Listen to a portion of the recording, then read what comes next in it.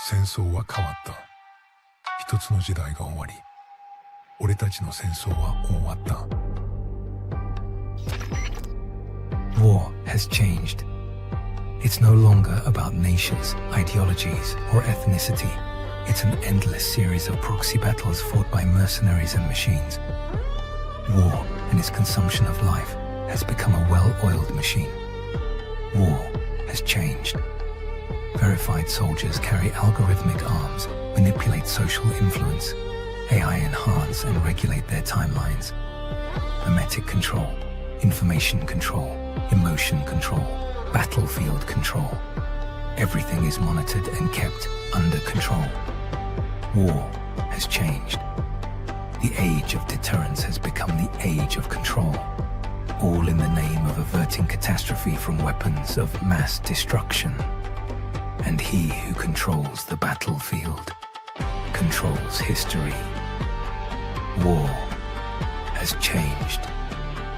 And when the battlefield is under total control, war becomes routine. Think outside the cage.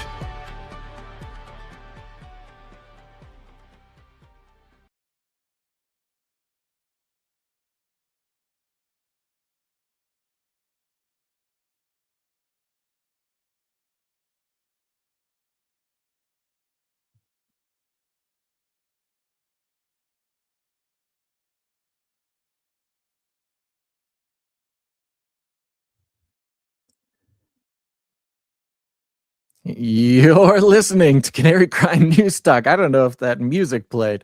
Are we going, Gons? We are.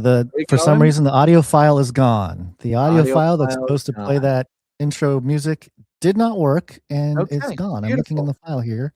Well, you're listening to Canary Crime News Talk. Today is March 9th, 2026. We are live on episode 921, and today, heads down, hands up.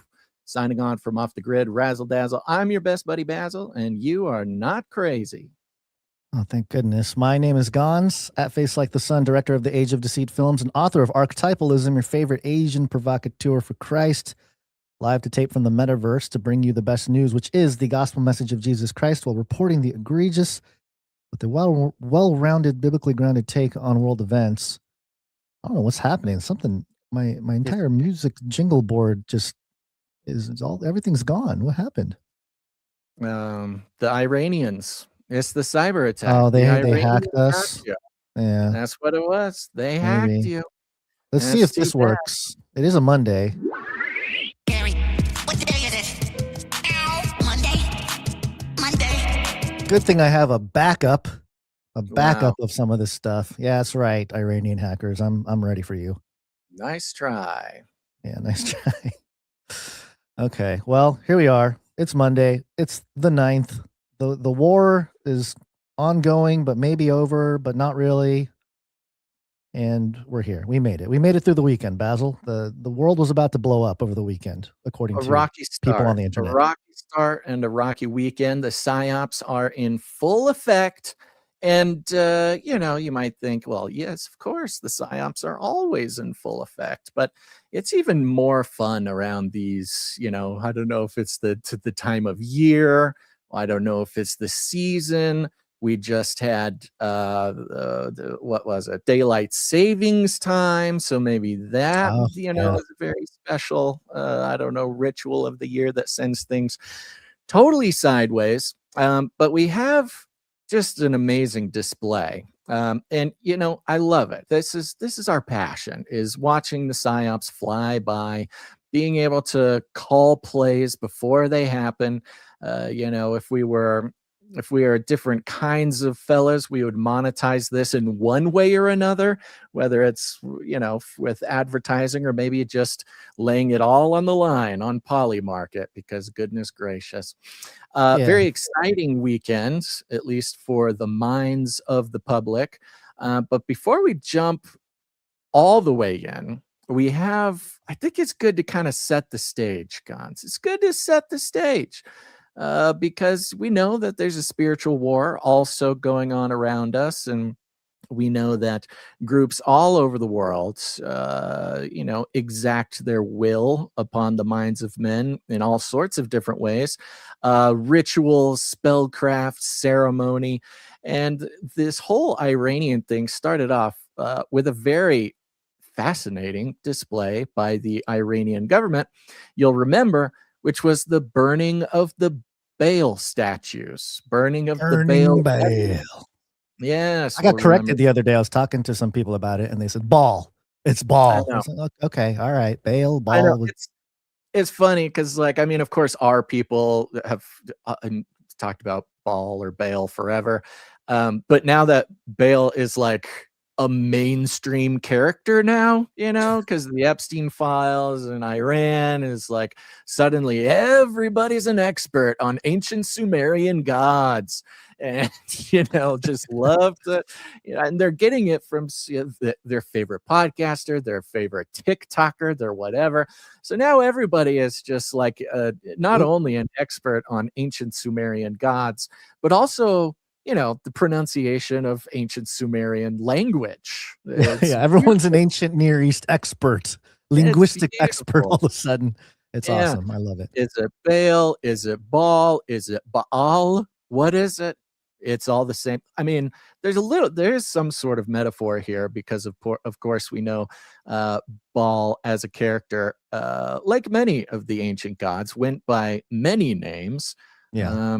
You could go down the list of like 1,000 different names. Cloud Rider, even there's a whole bunch of different descriptions. All sorts of different names. So it stands to reason that in modern day, everybody would have a different way to pronounce Baal's name.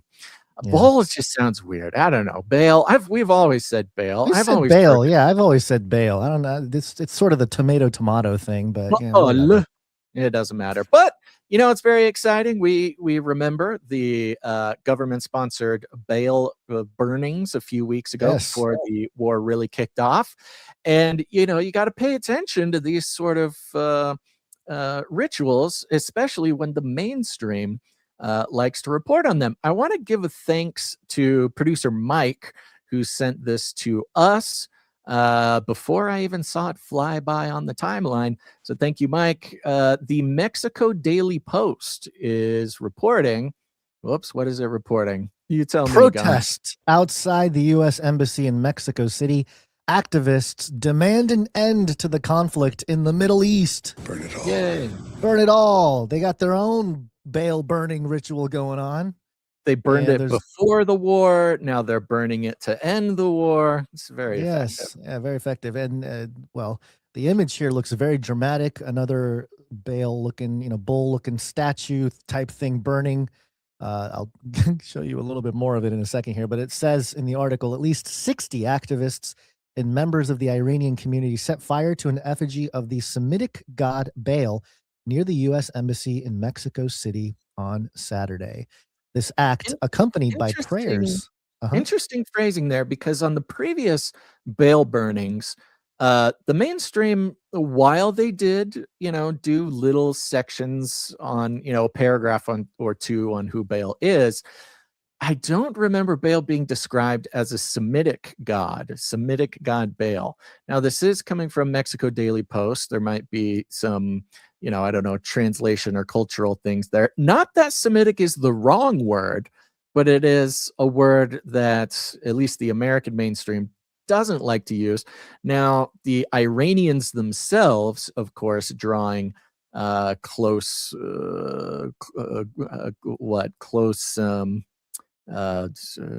proximity or comparisons, close comparisons, right? Because of course, to the colloquial American, you say Semitic and you automatically think Jewish. Now, Semites are not just Jews; they are the people of that entire region.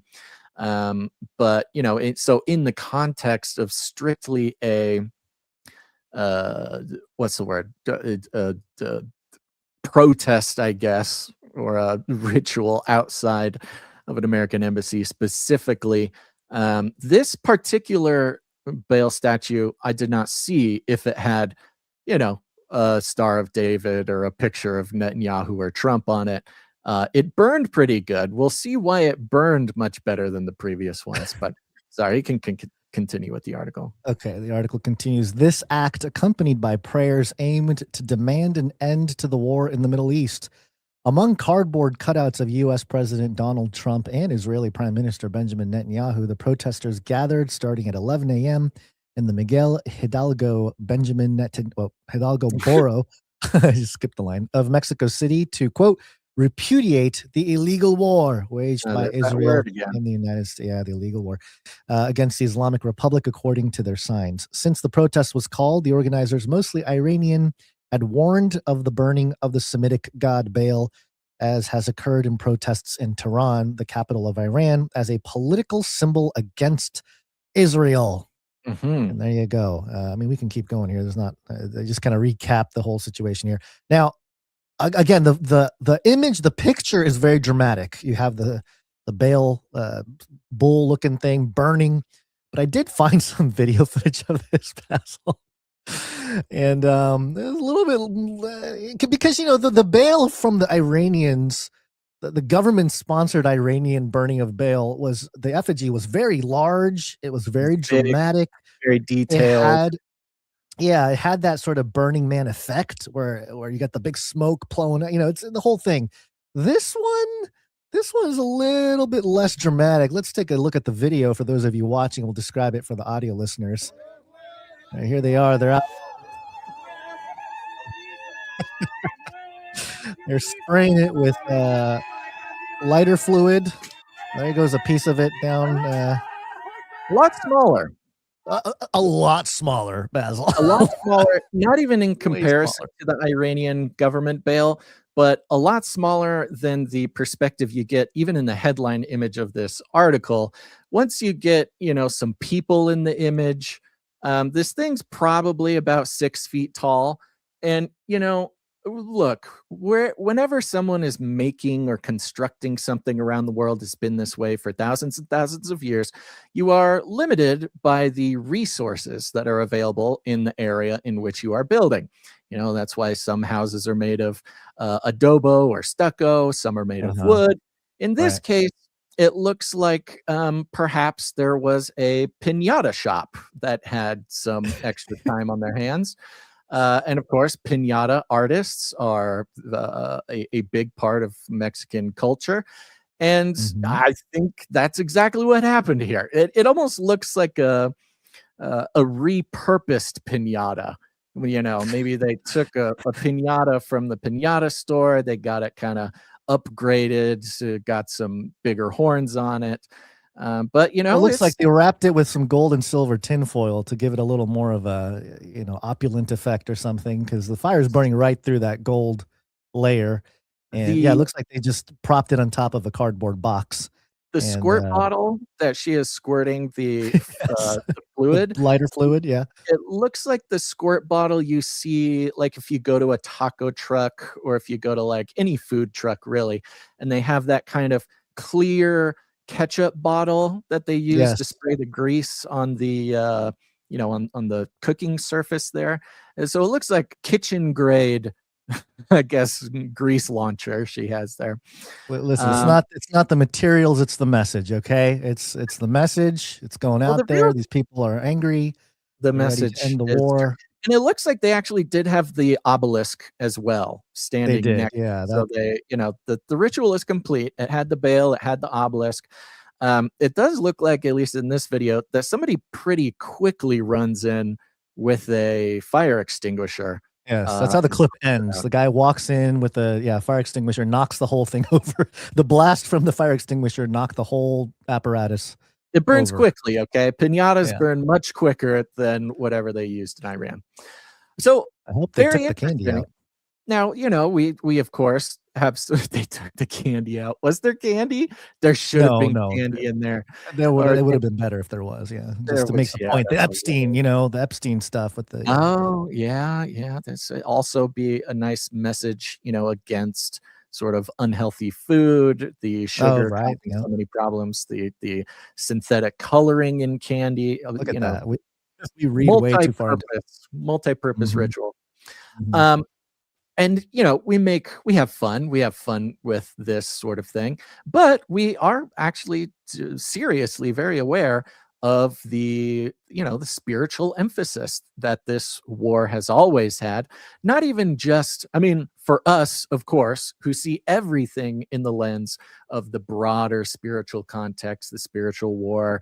These things are not nothing. They are very effective. Another word for that, as far as our government is concerned, is fifth generation warfare. It is sort of Yes. the invisible. That's kind of like the worldly counterfeit. The world's counterfeit of spiritual warfare is this fifth generation warfare. But we've documented how this particular war is sort of officially, not even just by Iranian heads of state, which, look, Iranian heads of state calling it a jihad is, that's expected. That's very common. But Mhm. also documenting the American government, or at least members of the American government, specifically calling this a religious war, it's putting it in Right. context, which has been in line with what we've seen the past 6 years, or I guess 4, 5, 6 years, with all the wars going on, inevitably getting put in the context of a religious war. Putin with Ukraine, Netanyahu and Gaza, and of course now with Iran. But, the thing that always trips us out is it's no longer like a fringe Christian podcast view to take of these things. It's Right. become more mainstream than even mainstream itself. Yep. Yep. And to understand that point, let's take a quick look at what Tucker Carlson posted yesterday. Hey, it's Tucker Carlson. Evil people do evil things purely for the dark joy of being evil. Evil. Go eat each other. That's the Tucker Carlson program. Did he get ghosts eat each other in there? He does, Go eat yeah. each other. Yeah, great jingle there. I think it was by Jonathan F. there. But yeah, Tucker Carlson yesterday posted March 8th, has 5.5 million views. Pray that the spell breaks and the world is saved. Mhm. Now, listen, the work of Christ on the cross, I believe, broke the spell in a sense. And maybe that's what he means, this grandeur, cosmic type of situation. But I think most people are taking this as hey, let's end the war with Iran, the whole, the negative stuff that we're doing, all the bombs and, the blowing up and the warfare and all that. But it does reflect the current milieu of the people that are paying attention, I suppose, that they're saying that, hey, we're in this spiritual war. I'm seeing a lot of people mention that this is beyond just political now. It's spiritual. And they're not wrong. But the point is, it's always been spiritual. As far as we've been concerned, we've been pointing out this spiritual tension for forever, for as long as we've existed. And then, of course, you look at the Bible, and the Bible outlines that it was always a spiritual battle from the beginning. 1 John 4 talks about how the spirit of Antichrist has been at work since the beginning. So we know that this is an ancient cosmic situation. And, Tucker Carlson, we've looked at his sort of history and background when it comes to his father and his role in the CIA and all this stuff. And it's all the CIA guys coming out telling us how spiritual everything is too. Which Well, is that's kind of its the own point, thing. isn't it? Yeah. It's the CIA podcasters are the ones who've really popularized this very maybe not even popularized is the right word, maybe normalized the talk in these terms of spiritual war, things like this, which, I'm not going to say is necessarily a bad thing. It is always suspicious when the CIA podcasters succeed in they leapt over us long ago. I was thinking, when did like the Sean Ryan podcast officially pass us? Did it take them like a couple days? Well, you mean Was it in a couple viewers weeks? or in When it comes to like spiritual? total downloads or something, because we're in the millions, when it comes to total downloads and whatever. Uh-huh. So it's like, how long did it take Well, them to push it past the 3 million downloads? Regardless of their numbers, yes, they've been very effective at normalizing the sort of spiritual talk. Now, putting into context Tucker's whole thing for the past, however much time, he's probably saying something, about like elites and Yeah. probably Israel, probably, he's probably even referring to it in the context in which we would have put everything in. But it's not a big deal when you see the big names like that putting it into context. And among the events of the burning of another Baal statue, Tucker Carlson calling to break the spell, we actually do have some pretty breaking news. Oh yeah, we do. Yeah. Yes, this is I guess this is World War III talk, is it not? Yeah.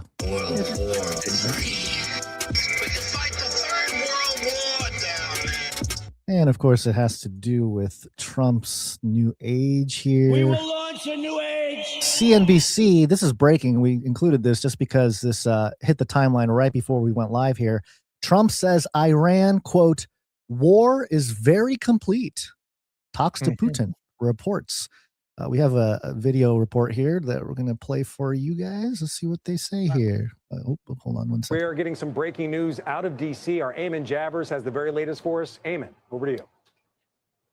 Frank, you guys have been highlighting that all major averages have now turned positive, and the reason for that appears to be a social media post by CBS News. Their reporter Weijia Jiang has just posted that she's been on the phone with President Trump this afternoon. She says, in a phone interview, President Trump told me the war could be over soon. Quote, I think the war is very complete, pretty much. They have no Navy, no communications. They've got no Air Force. He added that the U.S. is very real quick. 4 to 5 weeks. Yes. Stop. We have Trump live right now. Oh, okay. And he's just walking up to the podium. I'm putting the link below our things here. There you go. I like this. Breaking, huh? It's opening up now. Looks like I don't know what to call this. Is this right? No, sorry. This is the wrong one. Dang it. Apologize. College Sports Roundtable. No. Get out of there. Go back to the thing. I'll get the right thing. Okay. People are saying that Trump is live now. And here, I think I found it here. This must be it. Let's see. Give me a second here. He's talking. We're bringing, if you go back into the last period, I would say, I think it's 2.5 months, 1.7% inflation. 3 months, 1.45% inflation. Think of that. He's talking about whereas inflation. They had the highest inflation in the history, the single highest inflation in the history of the country. Now, I always say this. They say 48 years because okay, so he's talking about inflation. We'll keep an eye on that. We'll see what exactly.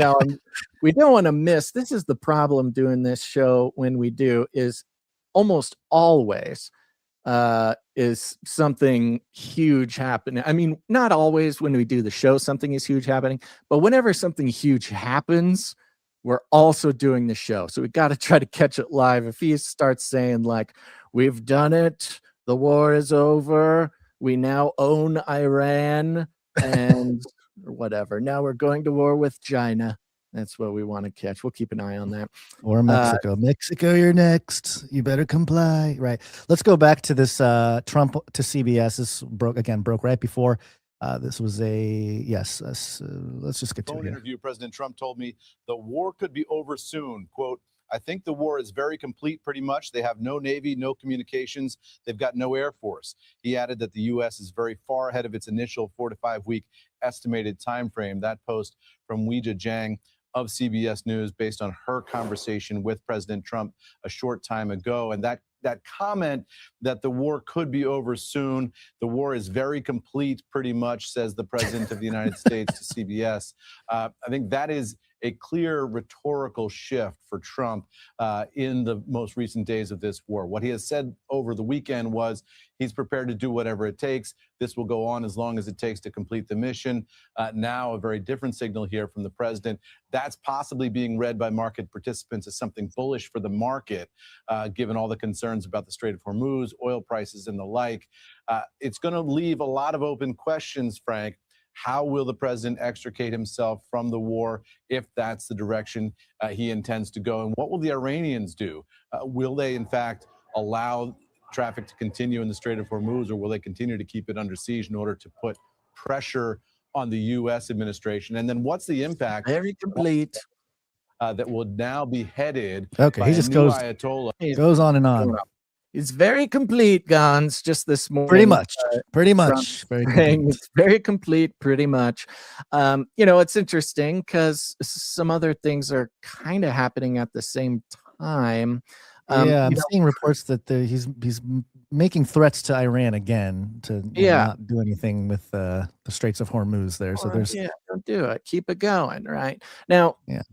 when it comes to Trump, when he says, at least to me, when I hear it's very complete, pretty much, that doesn't necessarily communicate to me maybe exactly what he's trying to communicate. Look, could it be very complete? I don't know. Probably not, but what's certain is that he needed to do something because the oil economic prices were going out of control. The markets wiped out nearly $1 trillion this morning. This could be just some verbiage to ensure a little bit of calm in the markets because people were freaking out this morning. Yeah. And, because we're on top of it, people on X and stuff, we're seeing stuff unfold real time. The rest of the world, they're still behind, right? We are the leading indicator. The world is a trailing indicator. They see stuff after the fact. So they wake up this morning, they see markets tanking. They see a barrel of oil hit $110 and they're freaking out. But Trump had to do something. And maybe this is a way to kind of ease a little bit of the anxiety out there, but the war will continue. It's not. Yeah, well, and it worked too. The point is, it basically worked. After this was aired on CBS, oil prices, got a little bit more reasonable for a second. Things responded very positively this morning, at least in Bitcoin and oil and stuff like that. Right. But one thing that is sort of concomitant with the ending of the war is who's gonna be the new supreme leader, or if this truly is regime change. Of course, remember Trump, like he did with Venezuela, he's specifically, says this is not a regime change war. Now, of course, every war, whether it is or isn't a regime change war, they always say it's not a regime change war. But today, let's see, I think this was yesterday, actually. They decided on their new supreme leader, the newest supreme leader. Here's a little clip from Fox. Right now, growing questions about the future of Iran as the terror regime names the Ayatollah's son as its new supreme leader. He's a hardline cleric, widely considered more radical than his dad. President Trump warning, quote, he's going to have to get approval from us. If he doesn't get approval from us, he's not going to last long. Oh, okay. So still threats. Yeah. Yeah. Well, and that's kind of the thing. There's an interesting way to look at this because, of course, at the same time, Trump saying, it's pretty much all done. They have selected a new supreme leader. It is the son of the old one. Interesting history. The previous Komeni, he has said explicitly that he didn't want his son to be the next supreme leader. Now, whether this is just PR or what, I have no idea. Maybe Iranian Game of Thrones, who knows? But he is on record previously saying, no, I don't want my son to be the next supreme leader because, this shouldn't be a dynastic, like family nepotism thing, basically. Again, what that means to them, I'm not really sure. But this fella, Motaba Komeni, he's the son of Ali Komeni. He's 56 years old. This is what Fox lists out here. He's never held political office. He's appointed by Assembly of Experts. I wonder how many of the Assembly of Experts are still alive, because there was 88 until they got Maybe it's bumped. just the AI that's lives on. Could These be. experts live on. Yeah. Says here he's still a hardline cleric with deep IRGC ties. Yeah, defies U.S. warning. Trump has called him unacceptable. All right, I don't know when he called him unacceptable, but the impression that we're being given is like, oh, he's the bad guy. He's a bad guy. Maybe he's probably even worse than the last guy, which this is what they're saying on Fox. I find entertaining, because it's exactly what Trump has said about this guy, and specifically what Trump said about whoever the new supreme leader is. He says, we don't want them to be worse than the last guy. But what does worse mean to Trump? you got to remember with Venezuela, and look, folks, oh, geez, I can already see the emails. Just to be clear, I'm going to say some things that are factual. And just because something is true doesn't mean that I support the war or that I, am a Trump lover. Support Okay. Trump. Yeah. I wouldn't think that our people would need to hear this from me, but apparently some of them do. So just going to start out there. You look at what Trump did with Venezuela, right? Again, that was a little bit more explicitly supposed to be a regime change war, even though, it's, of course, as they always do, says this is not a regime change war. There was a very obvious pro-Trump gal who people thought he was going to put in charge. She gave him her Nobel Peace Prize for doing what he did in Venezuela. And so, a lot of people said, oh, he's going to put her in charge. It even had this sort of like juicy transactional element to it. Like, oh, she gives him her Nobel Prize, then he gets. Here's the thing. There was no regime change in Venezuela whatsoever. It is the exact same regime, he just made the vice president into the president. And they said the exact same thing about the gal when she got put in charge. They said the same thing. She's even worse than Maduro. She's even more hardcore than Maduro. You got to remember, Trump doesn't care about any of that.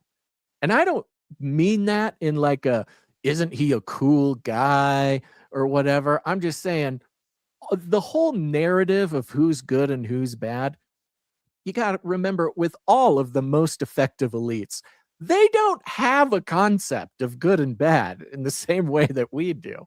And Trump's number one sort of priority for pretty much the only thing he cares about for who takes over a country after he does what he does is, do they want to make a deal? Are they willing to make a deal? Are they gonna give us access to what we want? Are they gonna go along with the plan? So the narrative right now with Komeni's son, and he's horrible, and he's even more religious, and blah, blah, blah, that doesn't mean that he's not going to inevitably be the one who takes over. I mean, if he says okay to Trump on the business stuff, then he's in charge. Well, that's the thing, is that according to Al Jazeera, and I'm looking at a few different places, the reports are all coming out right now about it, is that Trump today, at some point, I don't know, maybe it's during this presser that he's doing now, but according to some reports, Trump is not happy with it. The Fox News report also mentioned it. But let's see some of these quotes here. I think they made a big mistake. I don't know if it's going to last. I think they made a mistake. And then he just said, I'm not going to tell you, when he was asked about the details. He says, I'm not happy with him. These are all, these all could be negotiation tactics of like, hey, I know you're the new guy. We're not happy with it, but if you're willing to have a conversation, then, let's talk. You had Lindsey Graham come out and say it's not the change the U.S. was looking for.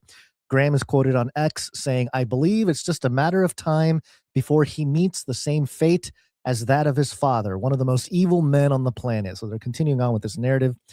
Mark Levin, he's a super pro-Israel guy. I don't know why he pops up on my timeline. I don't like it. But he says, get the boy Komeni. Like, dude, just openly saying, like, let's just kill him. Let's kill the guy. And that's what we'll see. I mean, they've said the same thing. That was Trump's little thing from last week. We'll just keep killing him. If we don't like him, we'll just keep killing him. So, but that's the thing. We're gonna kill him. We don't like it. We're not happy with it. But the war is very complete, pretty much. So, well, you know what I mean. So it's like, what? That's okay. We don't know what's going on in the background. We traced the secret multi-intelligence agency, secret message that went from the IRGC to some unnamed country to the CIA. Like, stuff's going on in the background. But because he's the dude's son and he's just in the same dynasty of control, there's no way that they're going to even hint that he's right. They got to maintain the optics of the optics of the war stuff. Right. So that's, we got to keep in mind that, what we say or what we see and what we hear from leaders, world leaders, especially in these tense geopolitical times, got to kind of take it with a grain of salt because theater. all of it is 100% theater. negotiation tactics and all that kind of stuff going on at the geopolitical level. Obviously, there's more stuff probably behind the scenes that we don't even know about, but we can only see what we can see. So there you go. All right. Well, Speaking of theater, Gons, we had an immaculate display of American security theater. It was so reminiscent. I mean, I can't remember, maybe 12 or something after 9/11.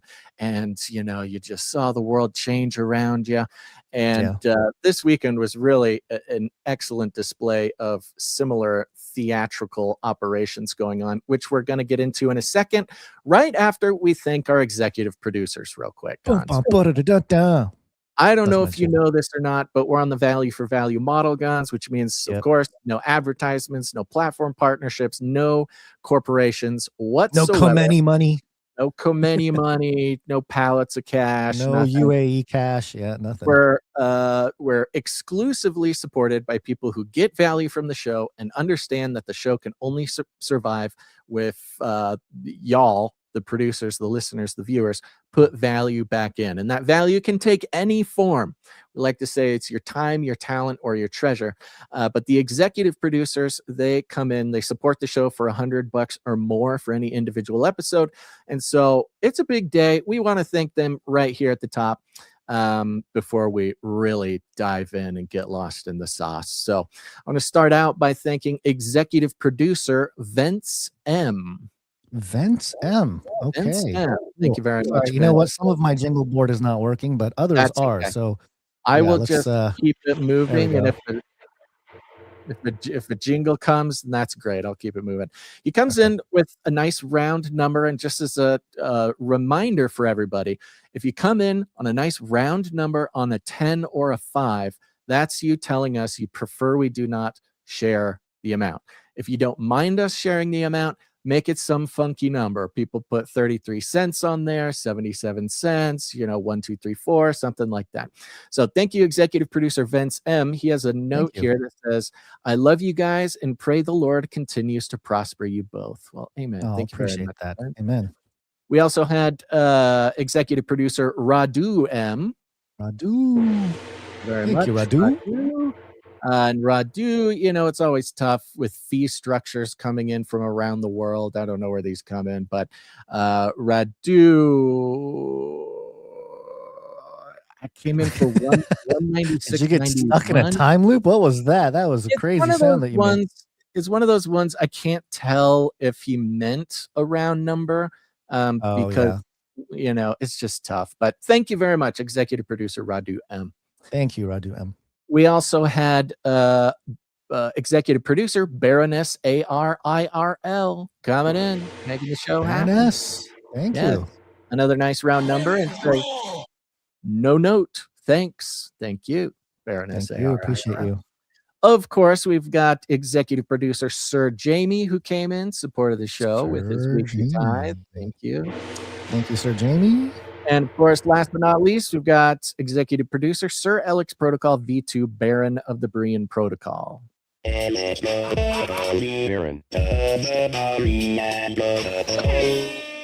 Coming in for $100 and 33 cents. Thank you. Thank you, 468 episodes in a row and a 122 episode executive producer streak.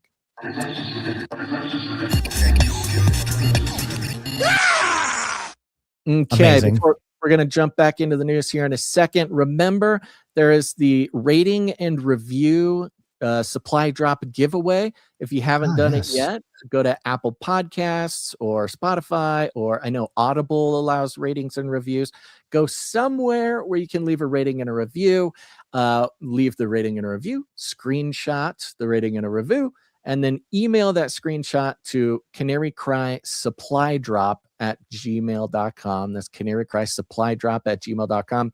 Sir Ike has a bunch of super duper mega boxes filled with leftover, remaining inventory going back a couple of years of various supply drops. So you'll get some super cool Canary Cry News Talk gear, stuff that will not exist after you own the last one. Legacy items, exclusive. Right. Yeah. And one last thing before we jump in, I want to give a big shout out to CageRattlerCoffee.com. Hey, Cage Rattler Coffee. Okay. Cage Rattler Coffee is a project that supports the show on a regular basis. Canarians just like you got together. They said, we have the skills, we have the know-how. We got to create some GMO-free organic coffee for the Canarians. Canary Cry listeners need an option to support. Well, first, they need to get their coffee. They need to get it nice and clean, and they need to get it of the highest possible quality. And we also need options to not send all of our hard-earned treasure, our gifts from God, to the horrible big corporations that hate us and make crummy coffee. But go to CageRattlerCoffee.com. Beans coming in from all over the world. What's your favorite bean? Nicaragua, Puerto Rico, the Congo, other places? It's amazing. And of course, it's all roasted in extremely small batches by a Canarian for Canarians. Go check it out. They've got their Coffee of the Month Club. You can get the sampler pack to decide whether you like the Nephilim Hunter Dark Roast or the Emu Wrangler Medium Roast better. You know, it's all up to you. You got to try it out. And of course, a portion of every sale comes to support the show. Cage Rattler Coffee, where value for value never tasted so good. Thank you, Cage Rattler Coffee. Go get it, folks. It's good stuff. Yep. All right. Let's jump back into the news. That was expedient, right? That was a pretty expedient I don't section. think that was very painful. Yeah. Okay. All right. Let's get back into the news. It's time to dive into the fifth generation warfare, PsyOps. In fifth generation warfare, part of what I call it is I call it a war of narratives where there's distraction, there's deception, truth, media, propaganda. PsyOps. Propaganda. All right. Well, let me give you a little bit of background. You'll remember, if you caught last week's show, you will remember this clip where a reporter asked Hegseth about sleeper cells in America. About Iranian sleeper cells and kind of what has the Trump administration been doing to kind of monitor these? Well, across the interagency, in full coordination, of course, we're paying attention to any potentialities there. This is a former regime, that seeks to export that ideology and try to sow terror. We're ready for that. We've seen these types of folks before, and the American people can rest assured that we're vigilant on that. Right. Second, thank you. Kind of a follow up on that last question. There was just this what appears to be a terrorist attack in Austin yesterday. How does that change the operation at all? What effect does that have? And it doesn't change the operation at all, and I know the authorities are executing exactly the way they should. We're ready. We're ready for the sleeper cells. No reason to fret. We're, which of course wasn't necessarily the comfort that, even the very fact that sleeper cell stuff came up as a topic showed the kind of anxiety that already exists in a lot of Americans, and of course, especially Americans who lived through 9/11 and that sort of thing. But kind of forcing Pete Hegseth to respond to it, where he confirms that it is a possibility, even if he's saying we're ready for that. What does that even mean? What do you mean you're ready for sleeper cells? But what are you going to catch them after they blow themselves up? It's just not very effective security wise. However, we know that all of this is theater anyways, the PsyOps, the fifth generation warfare. And this weekend, we're going to get into the events of this weekend, but sandwiched between Pete Hegseth's sleeper cell comments last week and a story that dropped this morning. So I don't want to bury the lead. I'm going to give you this report from this morning. But keep in mind, all the events of the weekend were sandwiched between these two reports. this morning. Iran sends out suspected operational trigger to activate sleeper cells abroad after Komeni's death, U.S. officials warn. Now remember, this report just dropped this morning. It says Iran sent out a possible operational trigger to activate sleeper cells abroad after the war with America and Israel began, according to an encrypted message intercepted by the U.S. Even that is kind of obscure, but the coded signal was sent out following the death of Iranian Supreme Leader Ali Komeni on February 28th, with the message appearing to hold instructions for covert operatives or sleeper assets, ABC News reported, citing a federal alert sent to law enforcement agencies. The message could, quote, be intended to activate or provide instructions to pre-position sleeper assets operating outside the originating country, the alert warned. The U.S. warning said intelligence had detected a broadcast station repeatedly transmitting a message to multiple countries outside Iran, according to ABC. So this is not like a signal, app thing. It's one of these broadcast stations. And if you don't know, 1960 radio, like what is this? What kind right? of broadcast. Yeah, that's kind of is how it is. And it's interesting because especially when it comes to like nuclear war, things like this, people monitor it. There's very well-known Russian broadcast stations that just kind of repeat numbers over and over. And it's just, it's kind of analog and old school because it's on like ham radio basically. But it's also very eerie and like very creepy to listen to these things because it's just like a Russian guy repeating numbers over and over, or in this case, an Iranian guy. Quote, while the exact contents of these transmissions cannot currently be determined, the sudden appearance of a new station with international rebroadcast characteristics warrants heightened situational awareness, the memo said. The alert also noted that transmission was intercepted was likely of Iranian origin. And hold on, didn't they just say, okay, a coded signal went out? Yes. That so could be covert operatives for sleeper cell. Okay, so they're assuming here, I guess, in this article. That's the message they're putting out. And remember, they're putting it out today on Monday. This was not something we had before. And they probably are speaking Iranian on the broadcast. It's probably not too hard to detect who's actually doing it. But, we got the news. Remember, it's all about the 5th generation warfare. We had the news articles last week that they had called jihad. And apparently, the past 9 days, they've been monitoring a message station activating sleeper cells for 9 days and just telling it to us today on Monday, March 9th. Now, of course, spooky dooky. Okay, cool. The fact that it's coming out on Monday is a little interesting. I don't know why they wouldn't have done it on Friday, why they wouldn't have done it last week, but we do know that over the weekend was a very exciting weekend for scary events. And one of these events was a plane. It was Southwest Flight 2094. Now, here is a video from Southwest Flight 2094.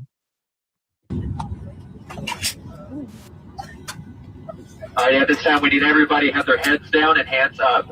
Heads down, hands up. Heads down, hands up. Heads down, hands up. I need to see everyone's hands. Heads down, hands up. Heads down, hands up. Heads down.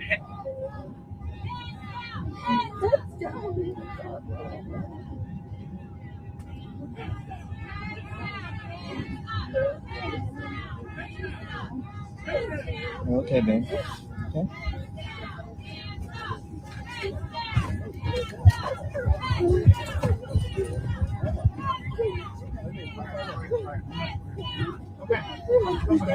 Stand up, let's go. Everybody heads down. Stand up. Stand up.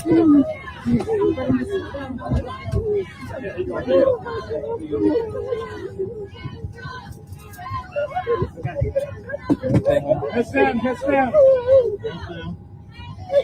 Heads down. Stand up. You got me. Okay. Riveting. Pretty That's spooky. scary, man. That's spooky. Dooky, man. Yeah. And for those who are just listening, it starts out with a young man holding his phone, trying to film, and then the whole scene goes off. Either the captain or someone, comes over the overhead, and then he has to put his phone down on the ground at that time to comply. And we have this phrase: heads down, hands up. Now, some reporting here, and look, this gets really strange, but remember why we look at these things, because apparently some people have forgotten or are unclear about why we look at these things. The whole point of the show is not just to report on something that happened as if you haven't heard about it, but putting it into the context of the broader fifth generation warfare. Here's a quick written article about it. The headline is "Heads Down, Hands Up. Passengers capture scary moments, fed storm plane with deal in possible security matter." Passengers to deal with possible security matter. Yeah. Good, thank you. Passengers on a flight that made an emergency landing in Atlanta recorded the startling moment federal officers and local cops ran onto their plane to handle what officials called possible security matter. The surreal scene was captured aboard Southwest Flight 2094, which is traveling from Nashville to Fort Lauderdale before being diverted on Friday. Heads down, hands up. A flight attendant could be heard yelling over the loudspeaker, "I need to see everyone's hands, heads down, hands up." That was heard in a clip recorded by this passenger. I'm going to skip down a couple things here. Details. This is after the social links there, Guns. Details on what caused the flight to make the emergency landing are still hazy, Fox 5 in Atlanta reported. Then they block quote Fox 5 in Atlanta. It remains unclear exactly what the passenger in question did or said to trigger the security response. Officials have not confirmed if any dangerous items were actually found on the aircraft. Additionally, the current status of the detained passenger and whether they face charges has not yet been released by the Atlanta Police Department.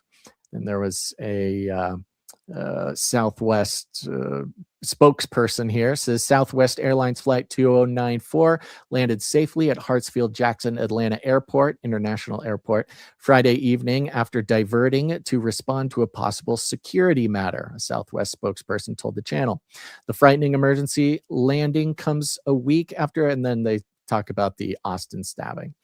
So not a whole lot of details necessarily given. Now, since then, there have been details provided.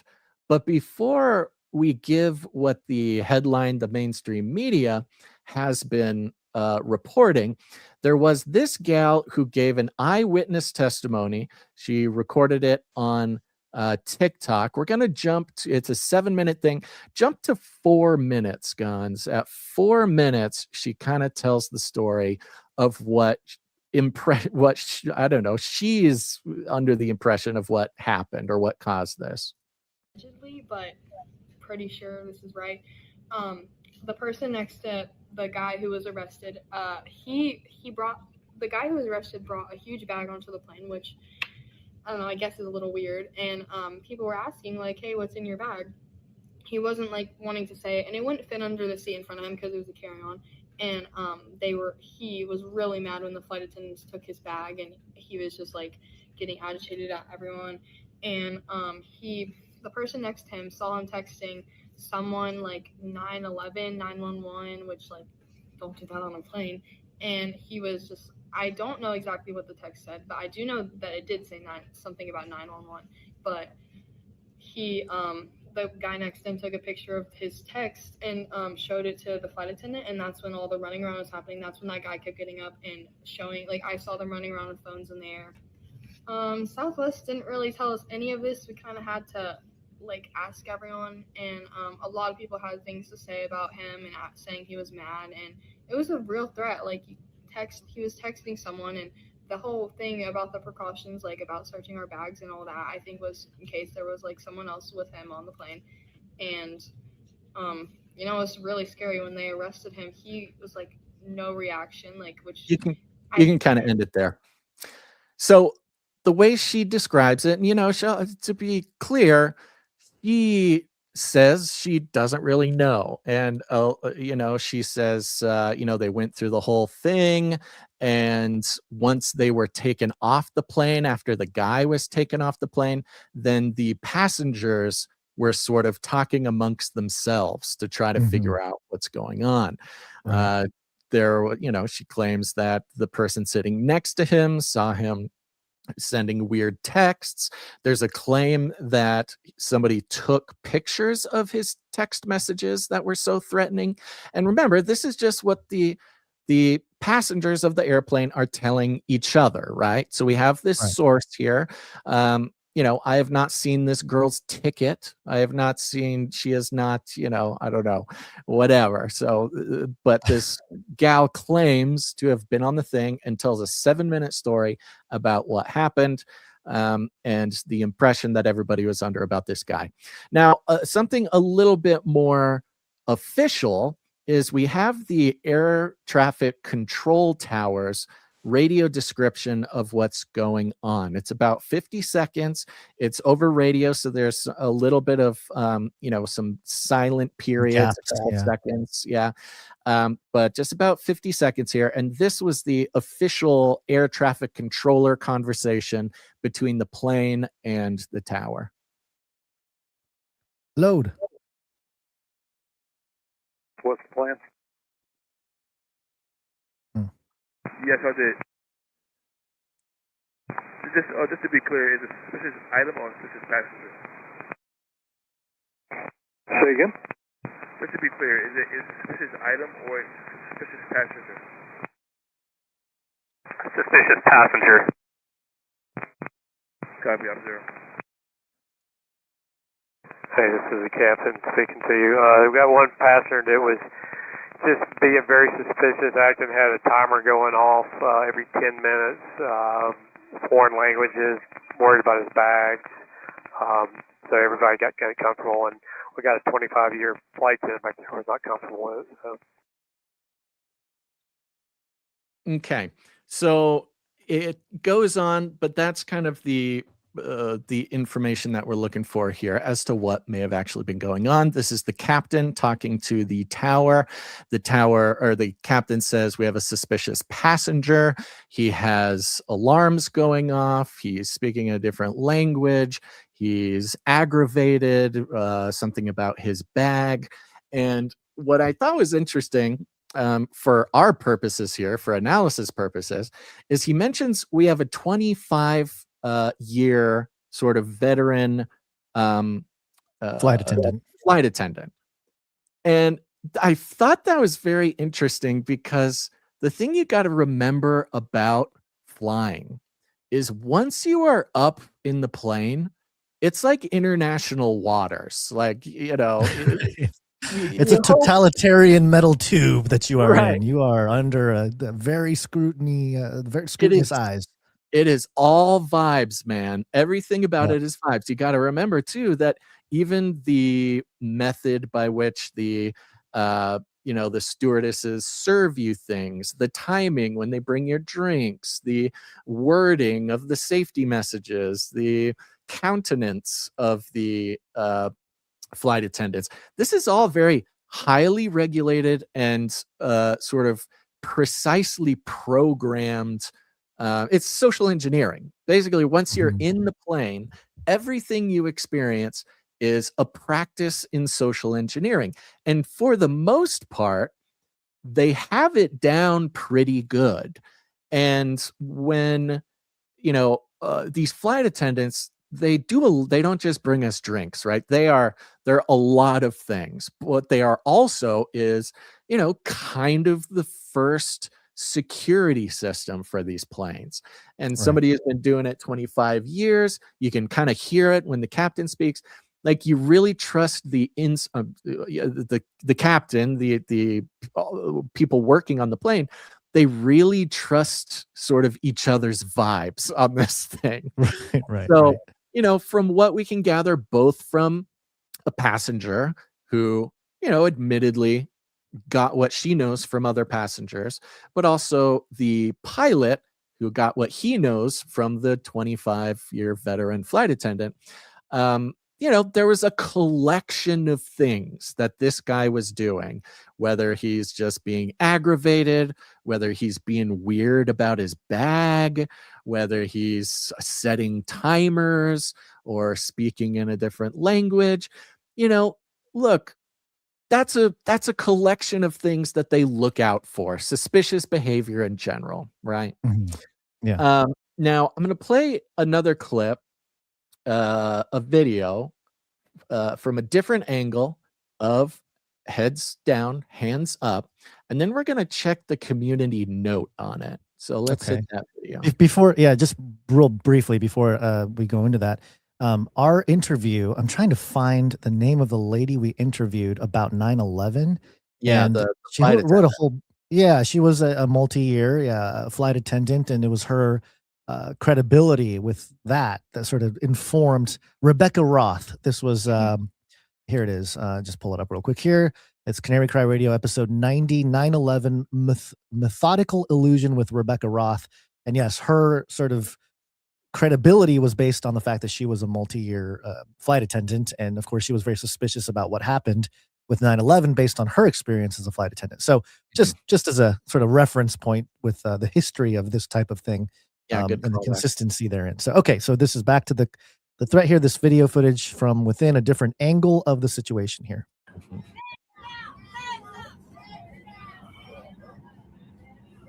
You turn it up a little bit.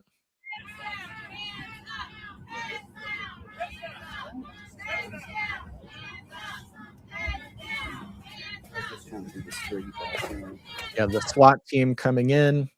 Yeah. You have people keeping their head down, all their hands up. Stand up. You see the guy getting pulled out there. They pull him out of his Getting seat. cuffed.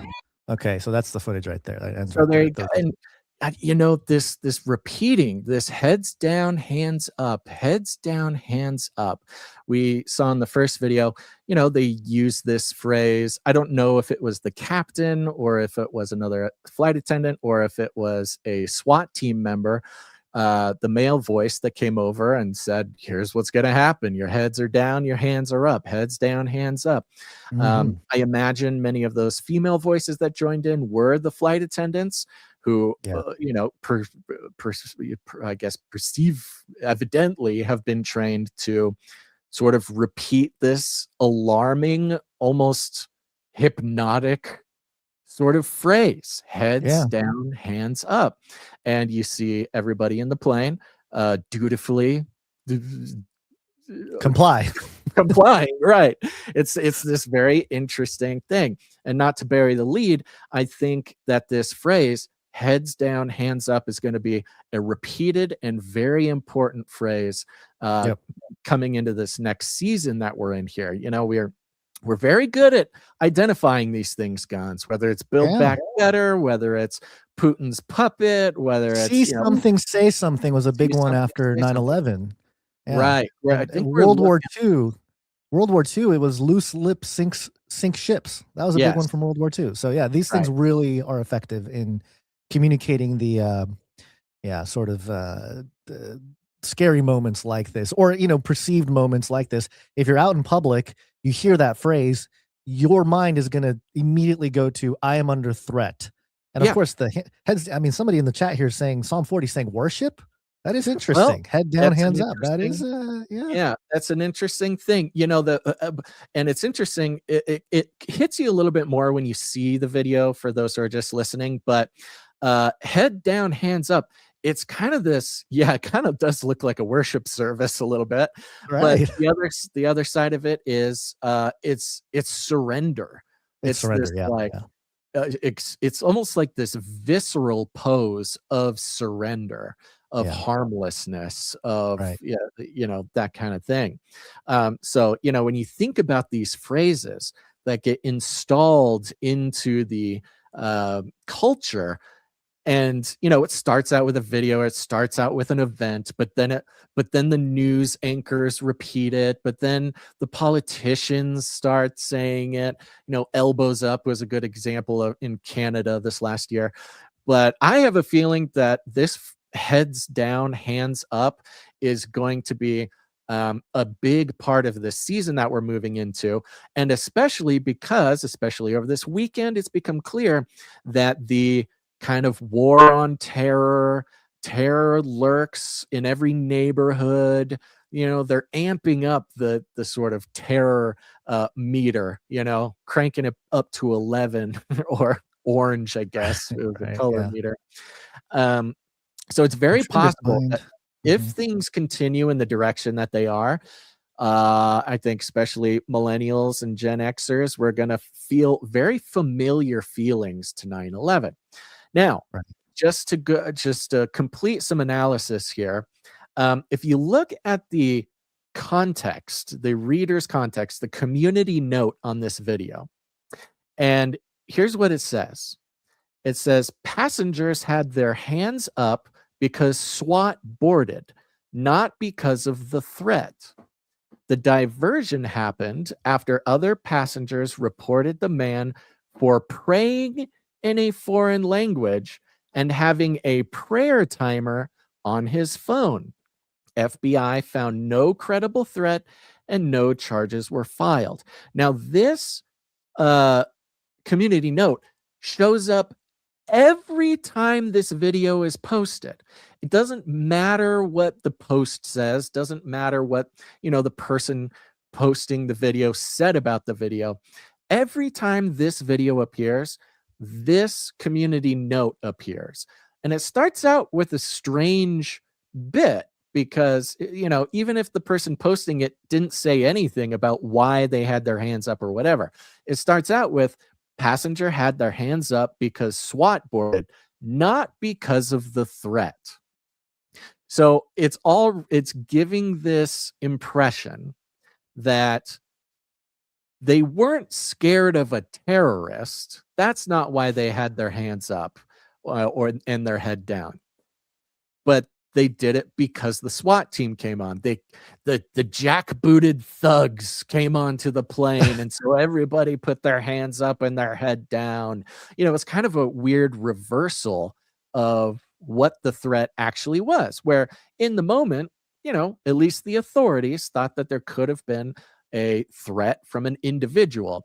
But the messaging here on X, the community note, is no, look at how scary, look at how terrified these people are of the SWAT team. They're not scared of terrorists. It goes on. The diversion happened, which is another weird word, diversion, after other passengers reported the man for praying in a foreign language and having a prayer timer on his phone. Now, we heard the report from the passenger and we heard it from the aircraft control tower. And while they mentioned he spoke in another language, he had timers going off, this gal mentions that he had text messages on his screen. She claims that there's pictures of those text messages, which I have searched so far. I cannot find any posts of the pictures of the text message, but who knows? Maybe it happened, maybe it didn't happen. But you go to the messaging of the thing, even on X, where, it's X. It's not necessarily the mainstream media. There's already this sort of twisty spin to kind of try to control the narrative of what exactly was happening, why exactly people were responding, and so on and so forth. And you go to that community note, and it opens up NBC5. Okay. NBC5. It's a local NBC station in Palm Beach. Says here, Fort Lauderdale bound Southwest airline flight diverted to Atlanta after passenger disturbance. Okay. The Southwest Airlines flight from Nashville. Yes. A passenger disturbance on board. Southwest Airlines flight 2094 departed Nashville. Yes, we know what happened there. The crew reported a disturbance. They landed in Atlanta. The FBI's Atlanta division and the Atlanta Police Department investigated and interviewed the person involved. The FBI said the passenger was speaking in his native language, but it was determined to be nothing threatening. Okay. So they interviewed the guy. They pulled him off, and they apparently asked him, "What were you saying?" And nobody else could understand him. So he must have said, "Nothing threatening." No credible threat was found. No charges will be filed, and the person will not be identified. So even other than the video footage of him all over the internet. Right. So Okay. the source for the community note, really all you hear about even what's alleged, they don't even say what anybody saw, what no passengers saw. They didn't report on anything the pilot or the stewardess saw or heard. They just report on the guy who had gotten taken out of the plane, said he was speaking in his native language, but was determined to be nothing threatening. And that's it. That's all they say. So it's a Now- nothing burger. It's a big nothing burger, but the op is So- fear. So you'll notice in this article, not a whole ton of specific sources. So I started searching around. Okay, well, that's weird. The pilot says one thing, the stewardess says another thing, the passengers say totally other things altogether. Where exactly did this? I mean, that community note thing is nothing. There's nothing there. It just says he was speaking in a language, but he didn't say anything mean. That's nothing. That's just like a dust in the wind as far as like what actually happened. Good here. job, community. Nice work. So I search again and I found NBC 6 South Florida. There's NBC 5 Florida. Here's NBC 6. Of course, A different layer of the dimensions there. It's a different. it's all NBC. And we're going to play the video at the top in a moment here, but it says the Southwest Airlines flight that was heading to Fort Lauderdale Hollywood International Airport on Friday night was diverted to Georgia after the company called a passenger misunderstanding over a phone timer for Ramadan prayer. Okay, so now we have a passenger. It's a misunderstanding. He had a phone timer going for Ramadan prayer. We go down here. It says NBC News reported that the incident had to do with a passenger who set a timer on his phone so that he could pray for Ramadan, the holiest month of the Islamic calendar. Okay. Okay, well, there's nothing. I did a little digging because I knew this is where it was headed. Well, as far as I'm concerned, I got a okay, thing. go ahead. Go ahead. Well, I No, don't I was want going to to say.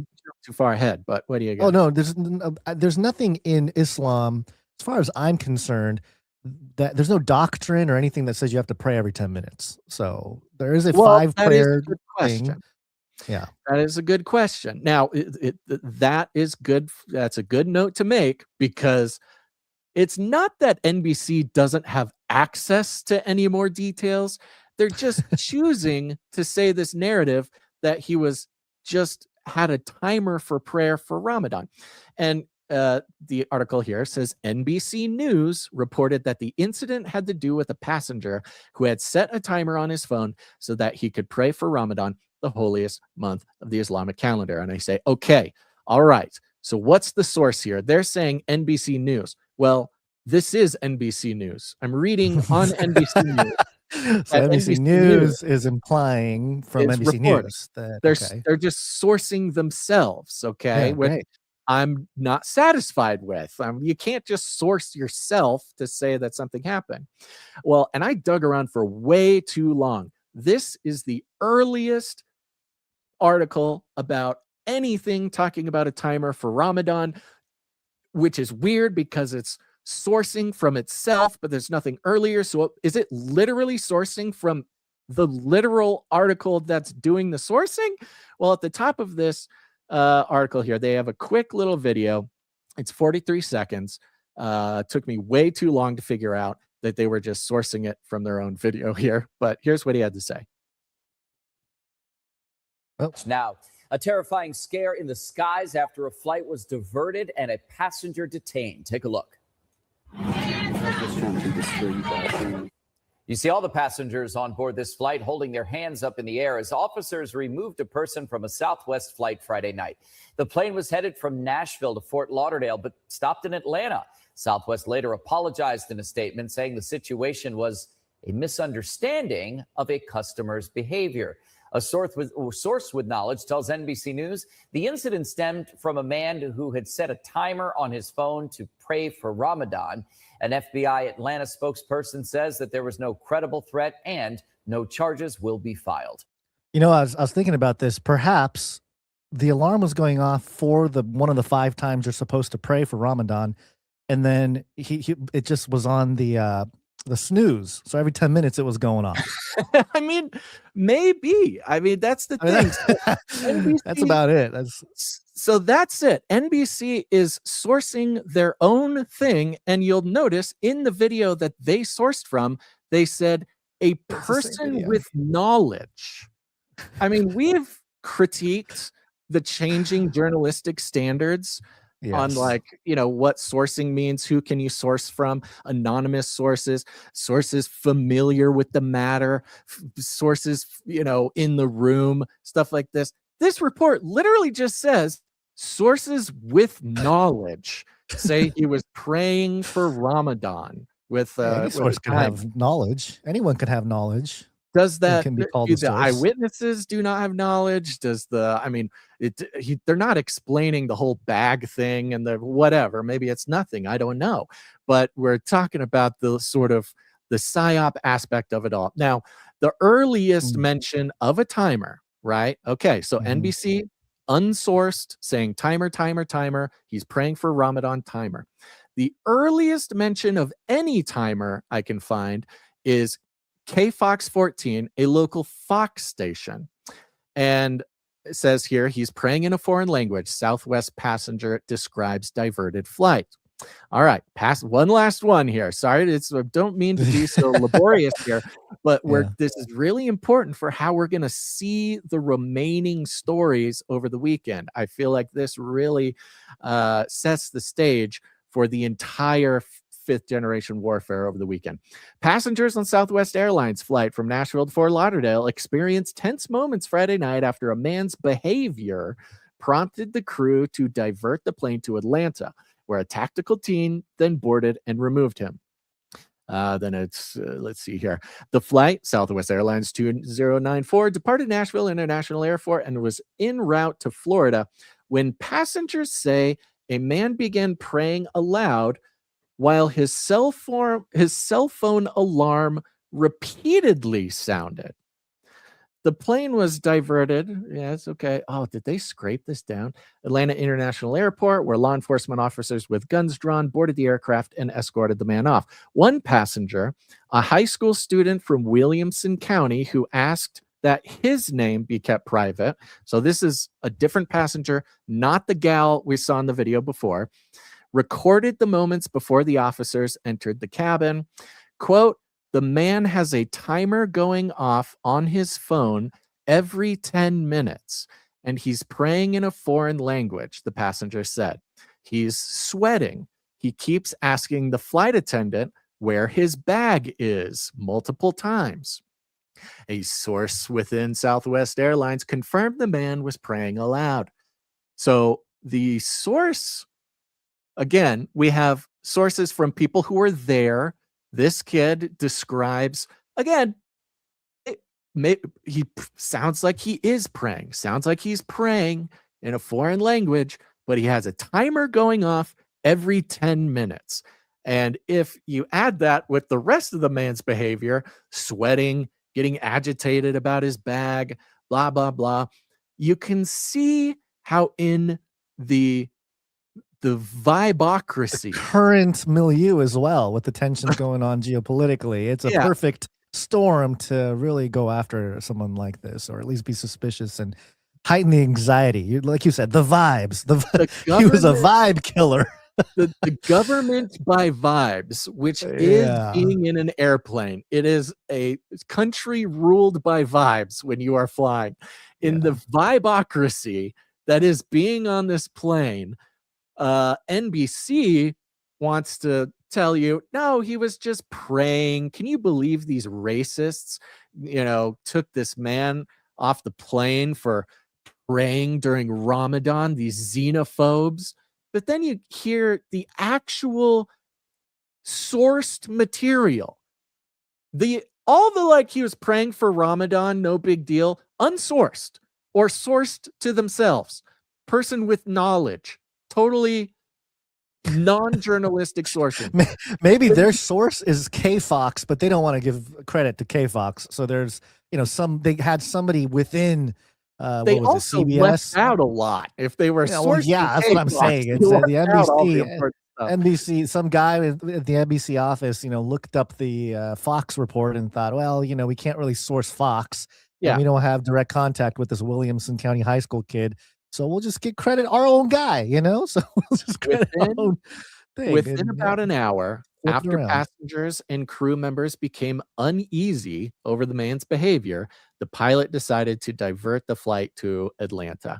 So this guy's timer, allegedly, is going off every 10 minutes for an hour while he's sweating, getting agitated, and praying out loud, which, look, whatever, pray out loud. But if you're a Muslim man, when you're in a war with Iran and you're in a plane and you're sweating and you're freaking out, and look, the story, but you can see here how the actual story from the sources is like, okay, look, it seems like in the vibocracy, this was the right move, right? It doesn't seem like an overreaction.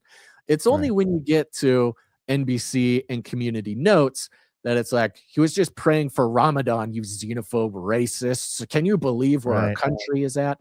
And it kind of matches what we see going on in the broader culture. And we've pointed this out for a couple months, where there's there's very powerful politicians, very powerful people in the country who recently have been flat out like, Islam is taking over the country. Watch out, sleeper cells.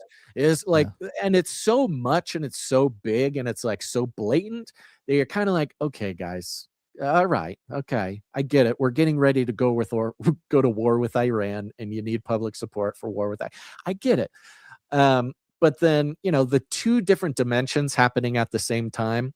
I think this Fox report and the stuff from the passengers and the radio tower, it seems like an all very understandable reaction, but it's the NBCs who are, trying to put a different spin on it, et cetera, et cetera. I found it also interesting that the footage right there on X just shows the guy's face, but every mainstream outlet blurs out the guy's face. It's not as if you can go on the internet and find it in 2 seconds and look at, see the guy's face. So Trashman makes a really good point. Again, we're talking about the 5th generation warfare, the narrative war, the Psy war. Trashman mentions here, imagine the messaging to the Muslim community, quote, he was arrested for praying. That's this is the op. NBC's putting out, right? Now, just real quick. Well, first of all, I'll say, as far as all reporting that we can trust for whatever that's worth, the FBI is not bringing charges, and they did not find any threats. And that's kind of the big thing to remember.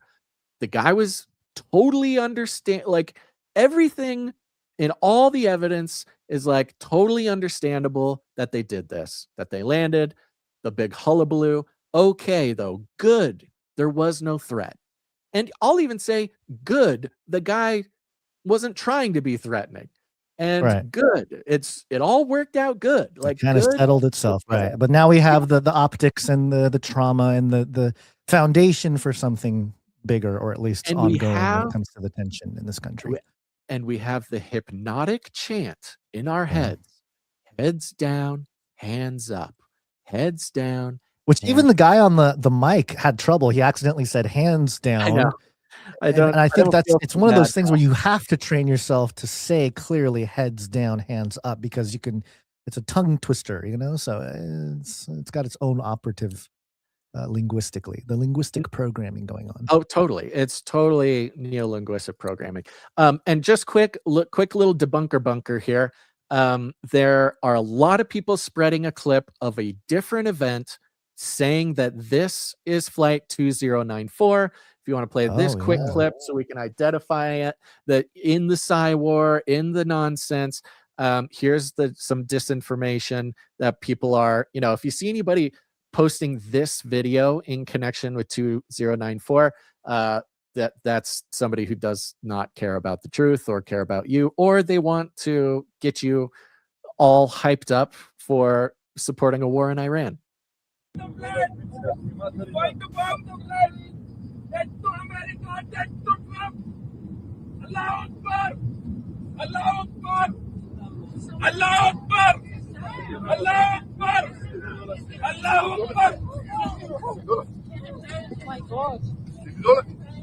Sit down. Don't move. Don't move. Don't move. That's very American right there. That sounds like a flight from Tennessee to Florida. So I don't know if this is real or not. I mean, maybe it's AI, but you look around, it's definitely not an American airline. You can tell by how clean the plane is. Everybody's got Definitely accents. not Southwest. Yeah, so it's just nobody, there's no heads down, hands up. So just in case you're out there and you see an Allahu Akbar plane video, that is not 2094, and you should ignore it. So, like I said, to land that plane, if you will, thank God. Thank God there was no real threat. Okay? The messaging is a threat in my view of the world, in my view of things. The messaging is much more dangerous than the actual event. Exactly. The event, the reporting, the everything is much more dangerous than the event. Thank God there was no threat. However, that was not the only thing that happened over the weekend. Here's another one. Wars and rumors of wars. Boom, boom, boom. Boom, boom, boom. This comes from KNBC News 9, an ABC channel, local from Kansas City. Gotta love honestly, you have to take local channels nowadays. This is a big recommendation for everybody. If you're gonna be you can take the big national channels, just throw them in the garbage. But they all have local channels, and that's where you want to kind of pay more attention. But here's an ABC 9. Bomb threat at Kansas City airport leads to evacuation. Terminal cleared after investigation. So the first one was in a plane. This one's in an airplane. Everybody's getting triggered. Airport. Yeah, thank you. Airport says here, passengers and employees were evacuated from Kansas City International Airport for about 2 hours Sunday after authorities received a bomb threat involving the terminal and a parking garage. The Kansas City Aviation Department said it received a call Sunday morning reporting a potential device inside the airport terminal and in a parking garage. So this was an actual call claiming that a bomb was there. Airport police and other law enforcement agencies, along with the FBI, responded to investigate. As a precaution, airport officials evacuated the terminal and held inbound flights on the taxiway away from the gates while the investigation unfolded. A passenger at Kansas City International Airport said travelers were suddenly ordered to leave the terminal while waiting to board flights. Ryan O'Neill told KNBC that an announcement over the airport speaker system told everyone to evacuate immediately, though no explanation was given at the time. quote, "We were waiting to board our plane and all of a sudden came on the loudspeaker and said, 'We need everyone to evacuate immediately,'" O'Neill said. "They did not give us a reason why yet." O'Neill Is there any got- is there any footage of this? You'd imagine in the airport there's somebody had their, Yeah, Zoom call going or yeah, you are on a text version of the up at the No. top of this article, there is a video that you can play.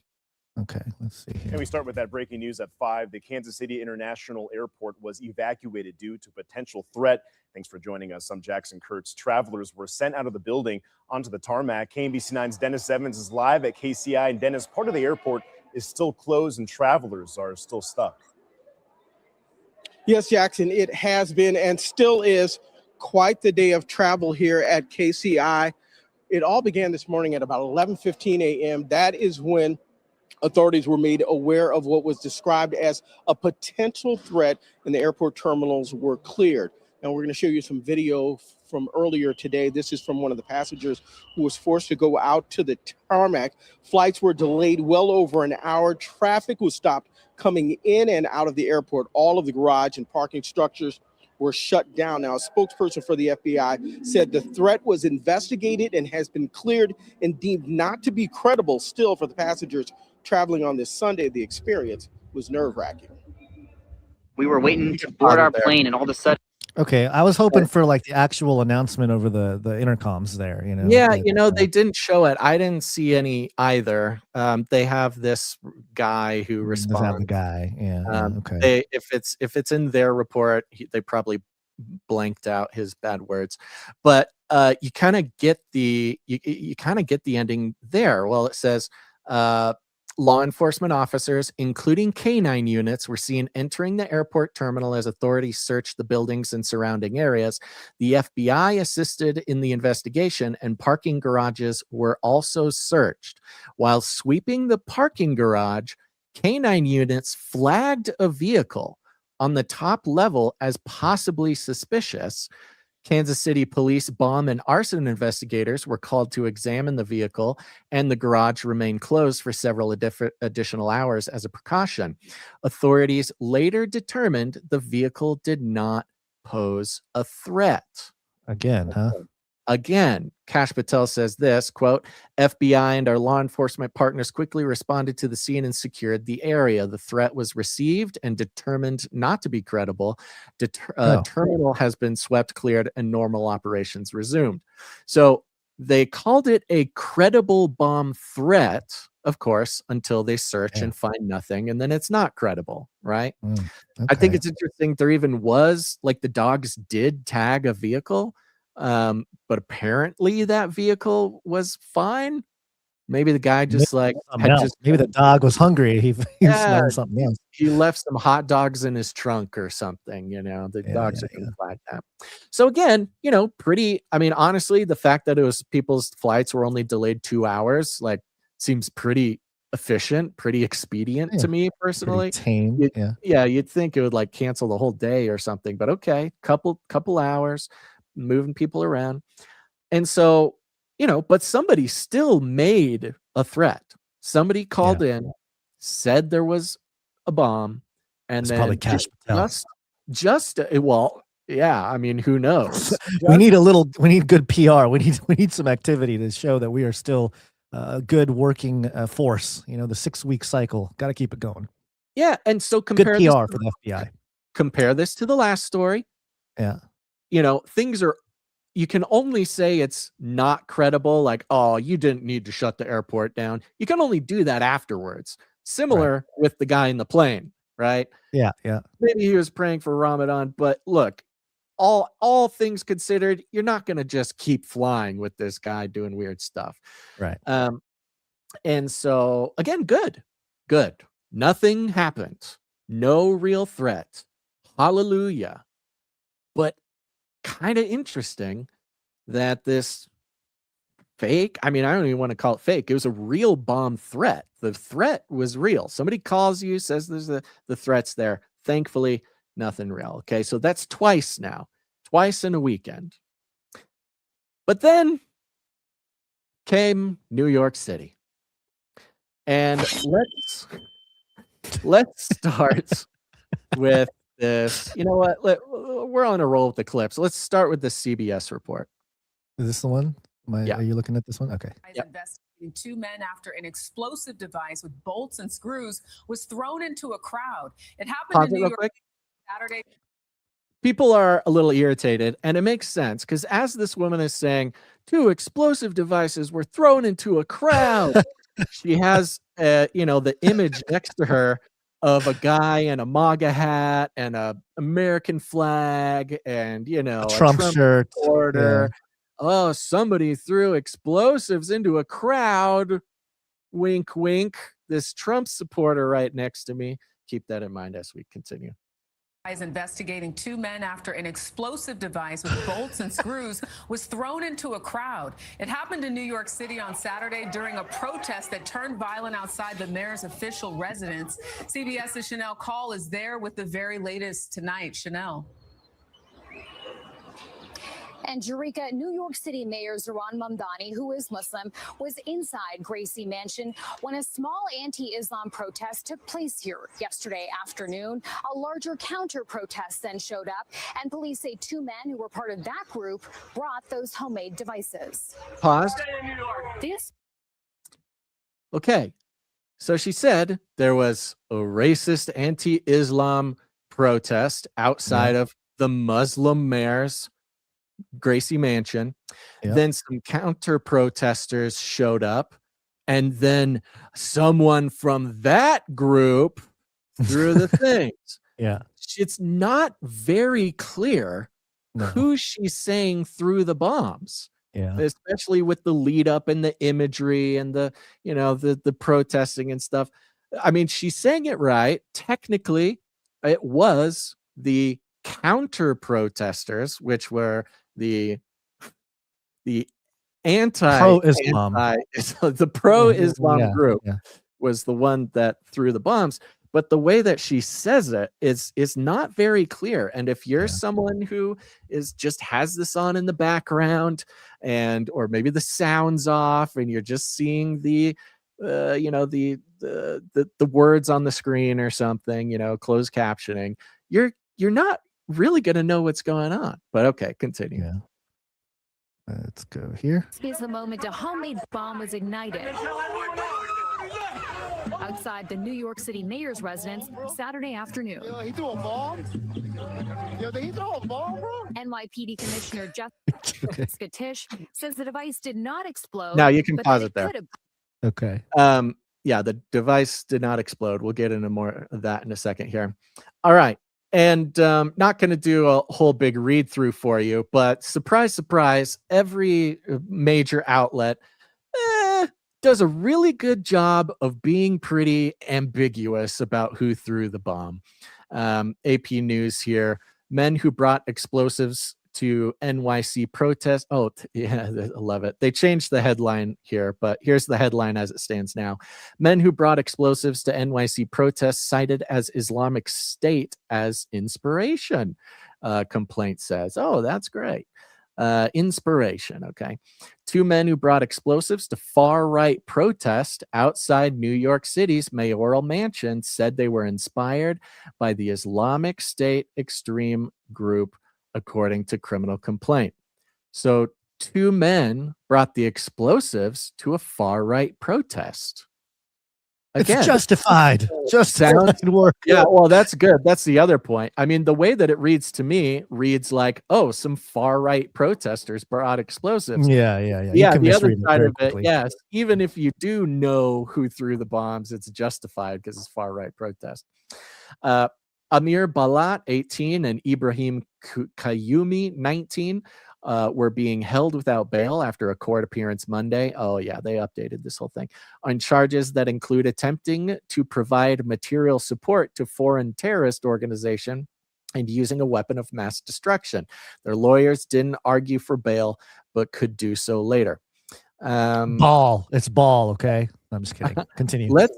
I'm going to skip down real quick. We'll come back to the top. Oh, geez, they totally redid this whole thing. So the subheadlines, defense attorney highlights suspect's youth. Hey, That's his defense. He's young, okay? He's only 18. No ties to Iran were identified, okay? Protesters arrested on unrelated charges. And now... Wait, what does your... Sorry, you said Attorney General highlights the case.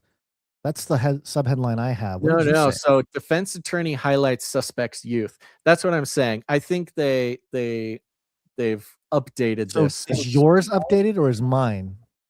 I imagine mine's updated because I opened it before the show started. You opened it before the show, right? Let me see if I have a version that is no ties. Anyway, it doesn't matter. I'm just Doesn't matter. But they go into this. I'm going to read the last one. Protesters arrested on unrelated charges. The scene had grown chaotic even before the devices were thrown. Okay, it's not about just the bombs. Okay, things were chaotic. Police said one person involved in the anti-Islam demonstration, Ian McGinnis, 21, was arrested after he pepper sprayed counter-protesters.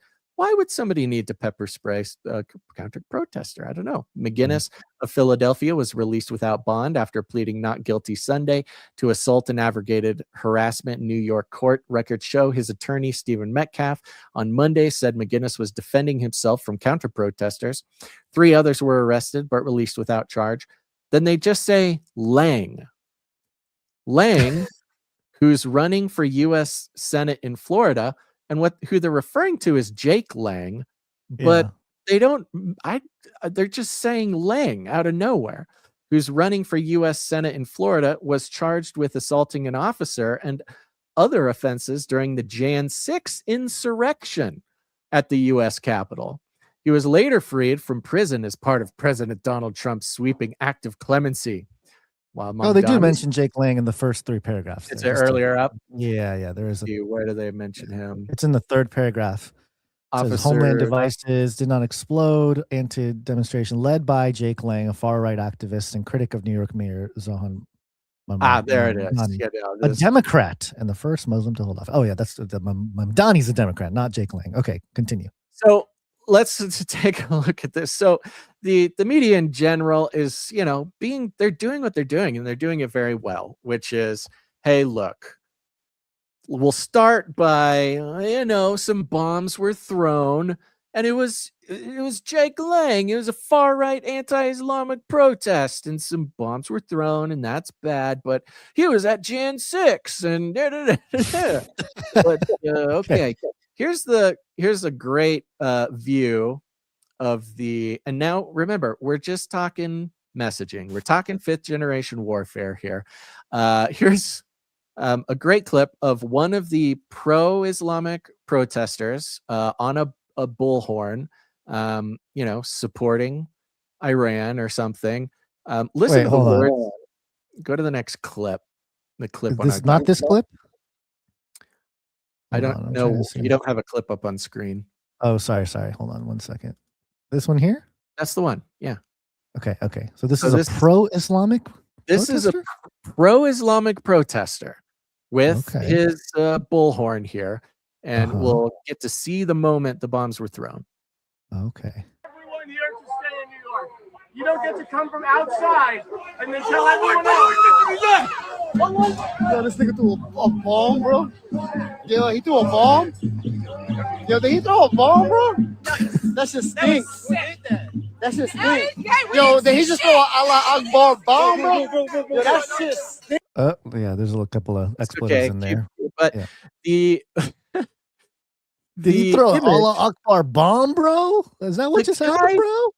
The guy with the bullhorn was literally saying, we're New Yorkers. We get to say who stays in New York. We don't want to let outsiders come in and tell us Allahu Akbar. The guy runs up behind him, for those who are just listening, uses the man speaking as a jumping leverage, like a pommel horse. He puts his hand, pushes over his shoulders to throw the shoulder and jumps up in the air, and you see the smoking bomb in his hands whizzing behind him, throws it over the protester. You can't see where it goes on this on this video, and there's a reason for that, and I'll get to it in a second. And then everybody's Runs like, off.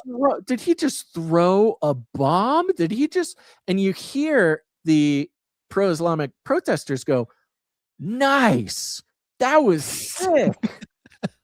Like, total support in the pro-Islamic protesters section that this guy just threw a bomb over their protest towards the counter protesters.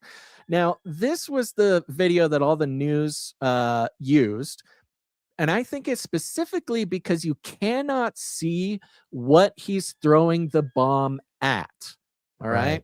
Now, in all the reporting, what they will say is he threw the bomb at the police, to say that the ISIS radical threw the bomb at the police. But Jake Lang was there and had another angle of the incident. Let's play that. We'll play up to second 28.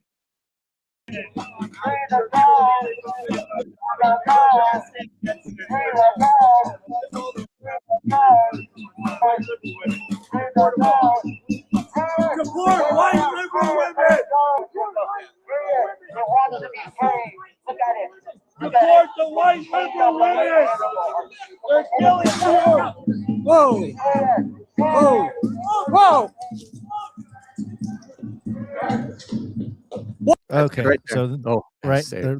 they're running away from something. You heard the pop there, and they're Yeah, so you had about Right on. 12 guys. It's probably just Jake Lang's crew who came to do this.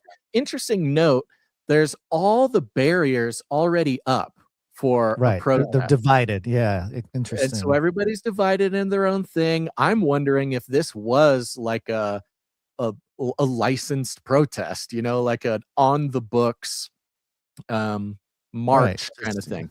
Because all the police barriers are already up. There's about 12 guys with American flags. And, they're being their right-wing cool guy thing, deport liberal women, this kind of stuff. And then you could see the they moment. hear a pop or something. They see something land. Yeah. They spot the bomb flying through the air, and then you hear a pop or a bang or something, and then they just turn into chaos and they run. They run away. They run and they run and they run.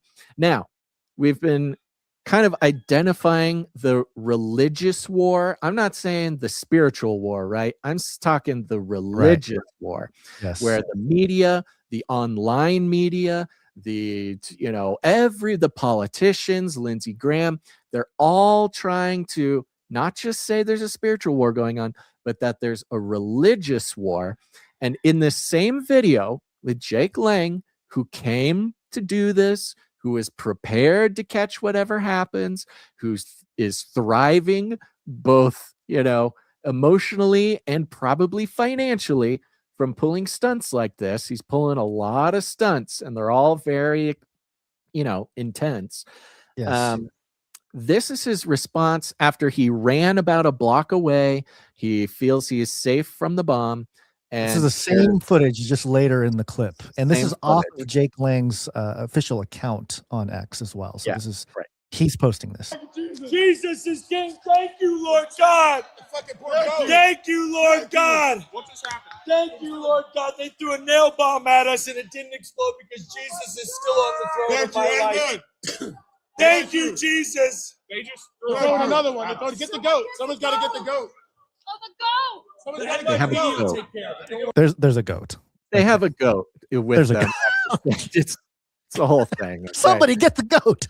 Somebody get the goat. The goat's going to be fine. Oh, so there, and you look at this part of the messaging here, right? I mean, look, God did save them from getting blown up by this nail bomb. I mean, that would be my experience being there. That's quite possibly what happened if this was, a real bomb, if this was a real thing. Like, the fact that they are breathing at that moment that's what God's protection's all about, man. And, in the footage of this very intense news item and very widely reported news item. You know, you read the news, you can't tell who to throw the bomb. It's a whole thing. Oh, they're racist anyways. They would say the same thing about Charlie Kirk. Oh, well, he was racist anyways. But in this case, bomb didn't go off. And we have this, I mean, admittedly, I don't even want to I don't know.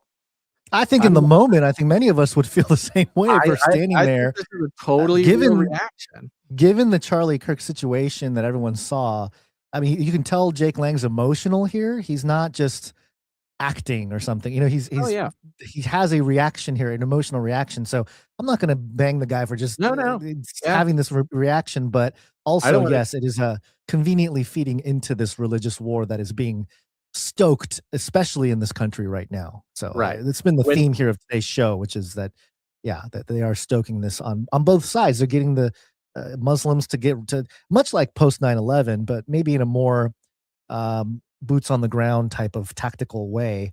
You know, of course, a lot of what was presented after 9/11 came from the news media, and then showing the towers go down over and over again, showing a picture of bin Laden and, you know, that kind of thing. With the internet age, you need these individuals that are trying to climb the political ranks to have these types of experiences to double down on their messaging, which does have a religious flavor to it. Yeah. So it makes sense. Now, just to kind of, you Reiterate know, the point. just so there's this one last angle, and again, coming from a media perspective, the angles on this are incredible. There's so many good ones. So many good angles. You've got every angle you need to tell any story you want. This was the actual angle that the guy with the bullhorn, this is his personal, like not his POV, but like he was being filmed directly from the front, and the audio is much better. So you can hear, again, he's saying, you know, hey, we're New Yorkers. You don't come here and tell us.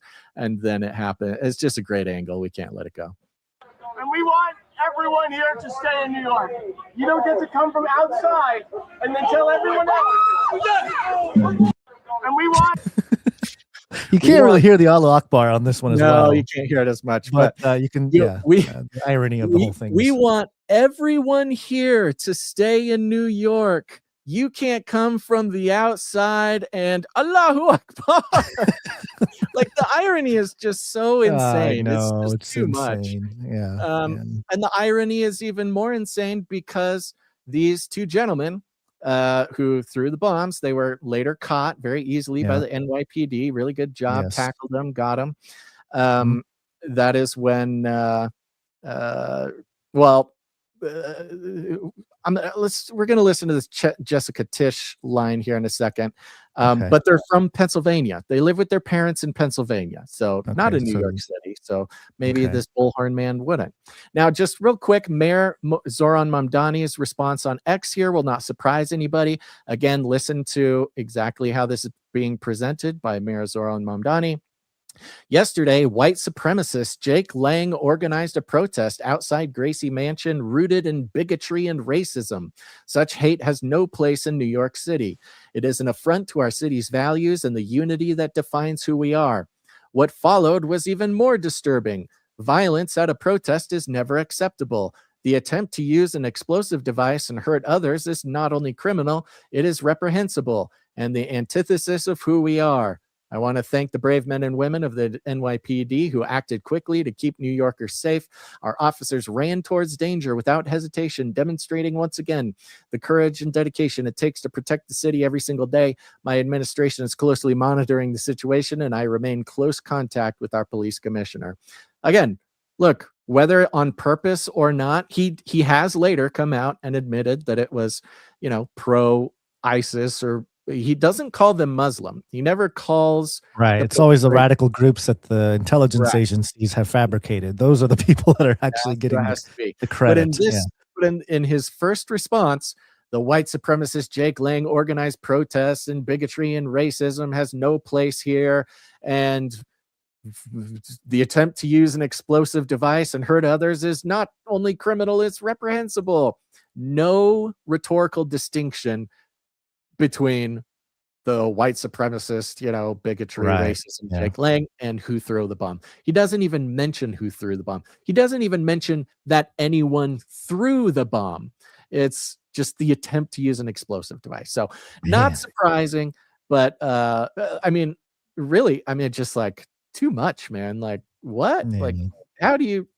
I guess. His response started with yesterday, white supremacist Jake Lang organized protest. So it's like even the context of the messaging starts off with pushing back against Jake Lang, which means it's a political message. If you're There's not going to be paying attention.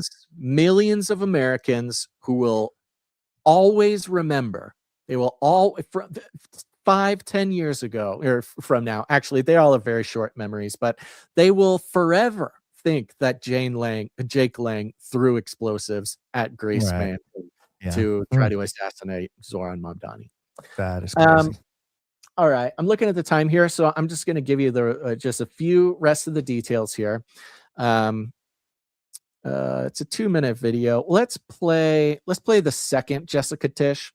The Jessica Tisch is an interesting one to show up on this because if you remember, Jessica Tisch is the sort of elite billionaire class technocrat who Zoran Mamdani kept in charge of the police commissioner position for New York, even though it goes against everything that he lied about on the campaign trail. Obviously, one of the conditions of his election was that he was going to keep the billionaire technocrat in charge of the surveillance state there in New York. But this is her giving some details here. Hold on, where's this? Qayyumi said in recorded post-arrest statements that he had watched ISIS propaganda on his phone and that his actions that day were partly inspired by ISIS. The complaint also details statements made by Amir Balat after his arrest. En route to the NYPD precinct, Balat made spontaneous statements without being questioned by NYPD officers that were captured on body-worn camera footage. He said, "This isn't a religion that just stands when people talk about the blessed name of the prophet. We take action, as well as, if I didn't do it, someone else will come and do it." And later, after waiving his rights, he requested paper and wrote a message declaring in part, "I pledge my allegiance to the Islamic State. Die in your rage, you kuffar." Now, die in your rage is a commonly known ISIS slogan, and kuffar is an Arabic term that refers to non-believers. Now, good. The explosives in another clip, I'll just give you the details, were made with a explosive called TATP, which is a very explosive substance that one can make, without being in a laboratory. But they're very clear that the bombs were real. She says our bomb experts, they discovered it was TATP. They didn't go off, but they're real bombs and they're really scary. And this was really bad and all this kind of stuff.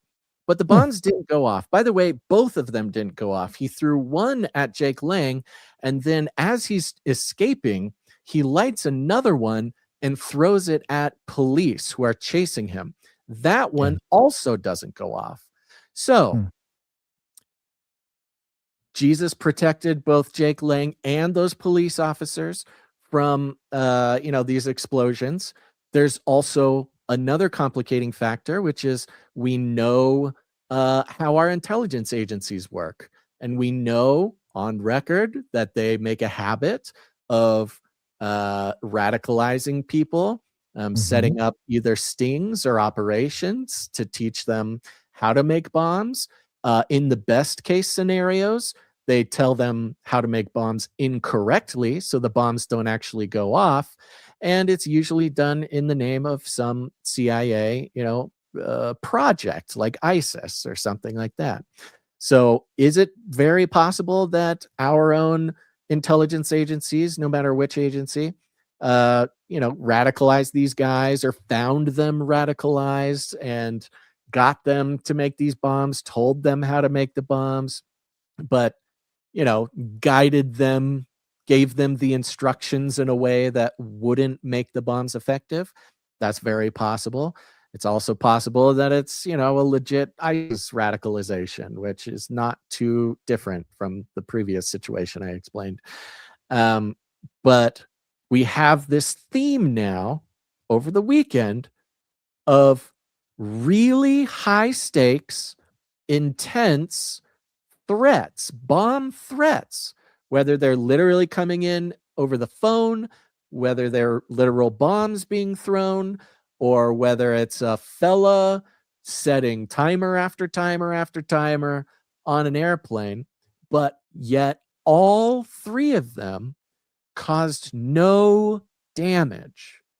And we got to hand it to at least they're keeping everyone safe physically. Okay. I mean, they could have easily just wanted to blow everybody up. So at least, it's like, hey, we get the threat, we get the fear, we get all the psychological trauma, and, and you anxiety. don't actually have to kill anybody. Nobody actually has to die. Yeah. No actual damage needs to be done. But you get the psychological and the social engineering effect of three almost simultaneous bomb threats related to Islam. All three of them, Yeah. So, the PsyOps are in overdrive right now. Yeah, Heads down, hands up, heads down, hands up, everybody.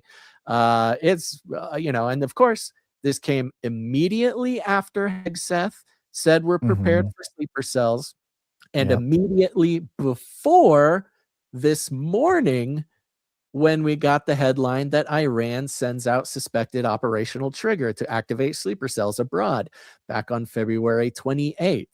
So the sequence of events, the conclusion of events, and the sequence of messaging coming about sleeper cells, and the message has gone out, is really incredible to see when you have an eye, when the veil has fallen away and you have an eye for PsyOps and social engineering. Somebody's getting a raise after this weekend. I just noticed, speaking of paying attention to the necklace around Mrs. Tish there. Interesting messaging going on. Israel with her jewelry. Apparently. Yeah. Real quick, just to kind of put a bow on top of this, because ultimately a large portion of the American voter are Christians, suspectedly. I mean, at least Republican voting bloc. And, a lot of the people that support the current war and all this kind of stuff, they seem to fall into more of a particular brand of Christian eschatology.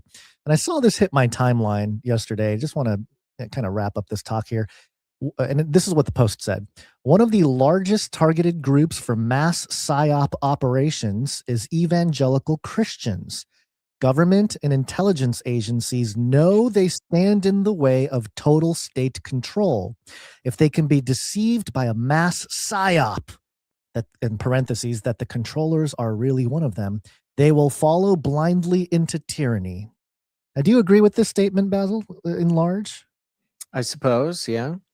Okay. This was stated by Kevin Shipp, former CIA officer. CIA officer telling everybody, which, by the way, in his bio, it says former CIA officer, espionage investigator, HumeNet collector, author of Twilight of the Shadow Government, How Transparency Will Kill the Deep State. Interestingly enough, we have a great piece of art from Anon about transparency in the deep state. When you have a former CIA officer saying how the largest targeted group for mass PSYOP are evangelical Christians, that itself is a PSYOP. Yeah, totally. Really confusing for a lot of people. I think that it's shows like ours that are trying to keep tabs on all this and keep things straight. So, but it's a good reminder. I think a lot of Christians, especially right now, we got to know we are the most targeted. It's clear. I know.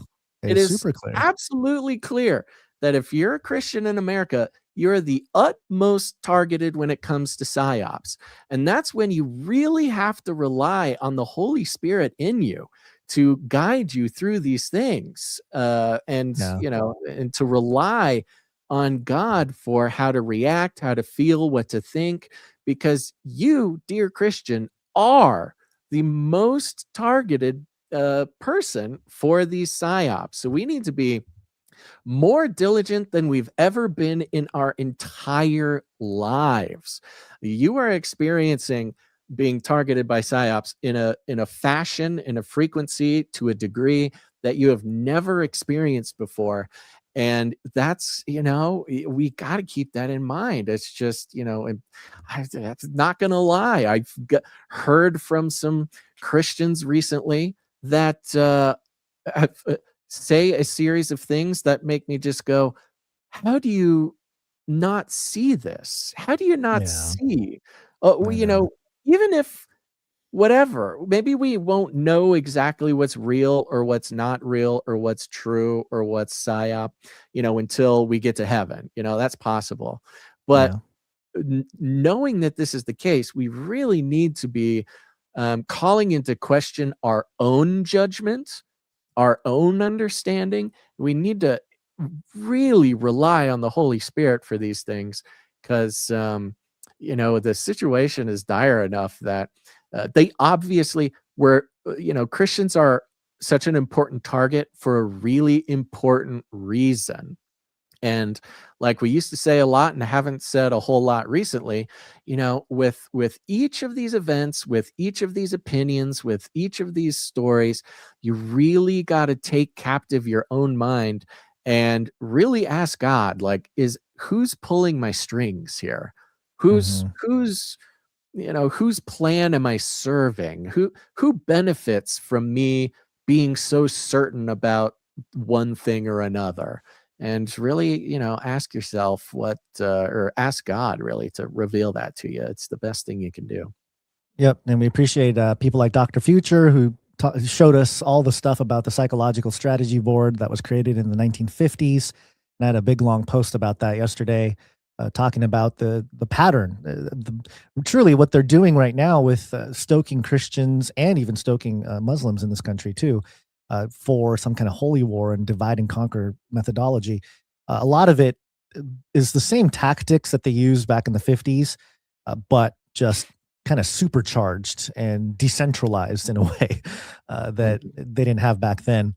So, just keep in mind that this is all, God's got sovereignty. He's got things under control. So we know that, that it's all under his provision, but also, at the very sort of everyday level, it's easy to get carried away. It's easy to get politically sucked into the system and support things that, or rationalize, I guess, certain things that you otherwise wouldn't if you're trying to stick to the principles of Christ. So, I mean, we're all kind of guilty of that in our own ways and different things. But I think just in the greater picture. We can especially get caught up in opinions and niches when it's what we perceive other Christians to be believing. That sort of tribalism can kind of kick in. It's like, well, all these Christians think this, so I do, because that's what a Christian thinks. Look at all these Christians, they think it, and so therefore I think it. Real quick, just this one story. Last mention here. We've talked about the brain organoids before. We're vastly aware, everybody on this show, that they now are literally making computer chips out of human brain cells. We've talked about in the past, you can actually buy them if you want, or you can rent them, where it's a computer chip that is constructed with human brain cells. It is a more or less human brain. And we've talked about in the past where, they're pretty competent at doing computation. They're pretty good computers, these human brains. But what was horrifying about them is the researchers discovered that when they did not give these human brain computers something to computate, they would die. Bored. They would go crazy. Yeah, they would go crazy, and then they would just die and they'd be useless. So they had to give these computers basically a screensaver. More terrifyingly, they gave the human brain computers a simulation to live in. So when they weren't working, they thought that they were a butterfly. They ran a simulation that they are a butterfly and that they just kind of float around in this little simulation, go flower to flower, flower to flower, so that they wouldn't go totally insane until the next time, the researchers used the computer. Well, they're stepping that up a little bit, Gons. Speaking of the beast system, beast system. Yeah, Futurism.com with the headline, Researchers Get Human Brain Cells Running Doom. And this is Cortical Labs, which we have covered. This was the company that we covered as this was developing. It talks about in 2022, this Australian biotech startup, Cortical Labs, made a big splash. We talked about this when they reported on this, the mini brains and, playing Pong, all the stuff you just summarized there. Well, now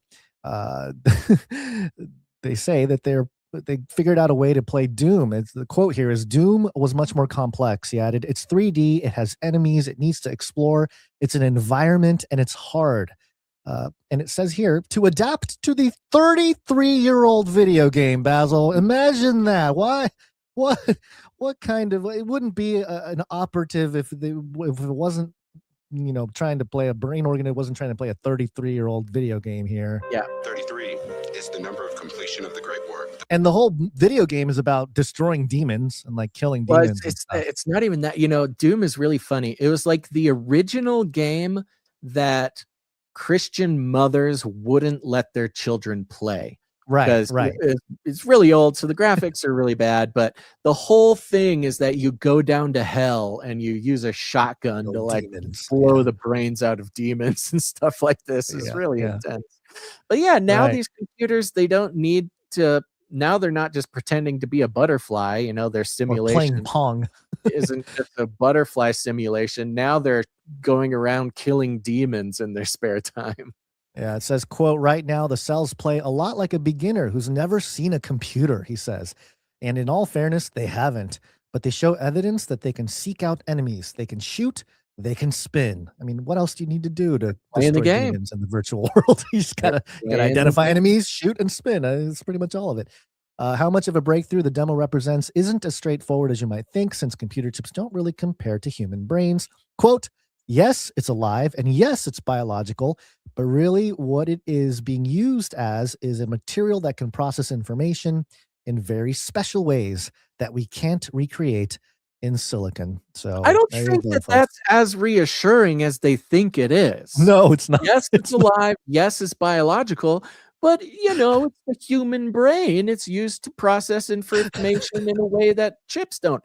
Yeah, we're aware. We're aware that a human brain does, processes information different than a chip. That doesn't make this any less creepy. I mean, it is, they have all sorts of reasons for doing this, but the reality is this is the practical application of the Matrix. It is a literal practical application of the Matrix. They are growing human brains, using those human brains for computation, and when they're not using them, they put them in a simulation to make them think. I mean, and think from the brain perspective, it's like, it's not that the brain is playing a video game. That's just like the brain's reality. It is living in a reality where it's in hell shooting demons. This is organic material enslavement, like organic enslavement in a sense. You're trapped in this machine.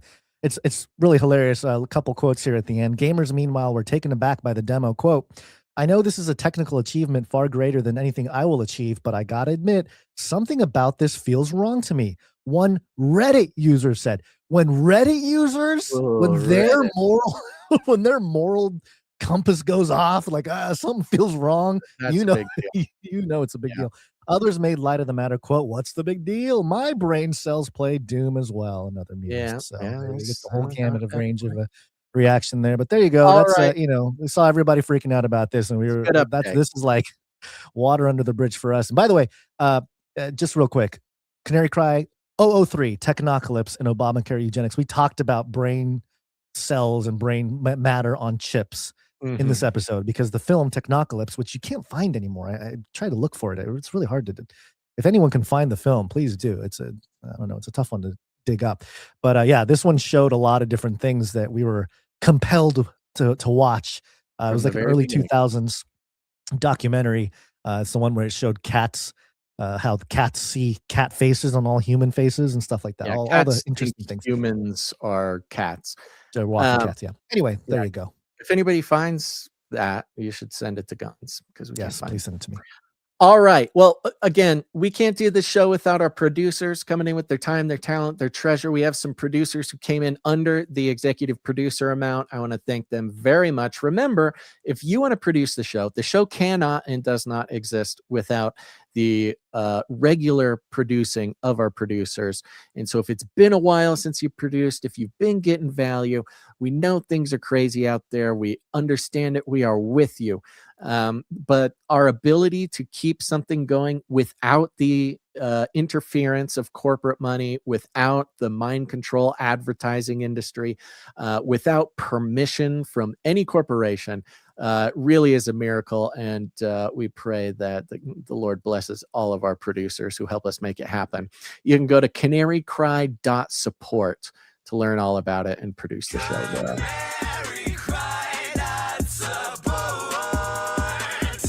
A handful of producers coming in. We have producer Rebecca T is back. Hey, Rebecca T, thank you. Yeah, she's on a 4-episode streak. Rebecca T. A streak. And she comes in with 3456. That's very fun. Very good. Next up, we got producer Laura H comes in, supports the show. Laura H, nice round number. Thank you, Laura H.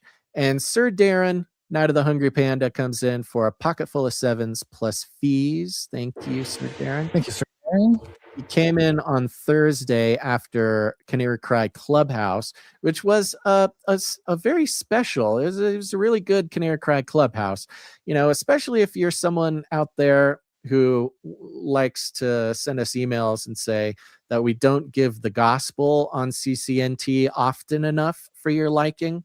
That probably means you're not listening to Canary Cry Clubhouse. Canary Cry Clubhouse specifically is where we really have an incredible fellowship with the brethren and the sistren. And if you're sitting there going, why don't they give the gospel more on Canary Cry News Talk? A, we got all sorts of stuff going on. The gospel is all over it. But B, listen to Canary Cry Clubhouse. You're going to love it. Really special things going on over there. And thank you, Sir Darren. He sent a note that says, "You're a saint, Basil." Thank you. And of course, Cage Rattler Coffee. Don't forget to go to cagerattlercoffee.com, folks. Yep. And we have some producers coming in under $7.77, which we will thank on Wednesday because they're keeping their streaks going. And other than that, we have some amazing producers keeping the show going, like the Time Stampers. Before we do that, real quick, Okay. Anon came in with a piece of art that I'd like to share real quick. And this is a two cells, I guess, piece of art, kind of like a political cartoon. It's the picture of the White House there. And there's a speech bubble to the left that says, "They want transparency. We'll give them transparency." And then a speech bubble to the right, "Air out the dirty laundry." And then it shows the obelisk and the White House. There's a rope between the tips. And across the rope, it says Epstein Files. And there's a bunch of stank coming off of it. And it says New World Odor. Yeah, it says the laundry line between the obelisk and the White House there. It says Epstein Files.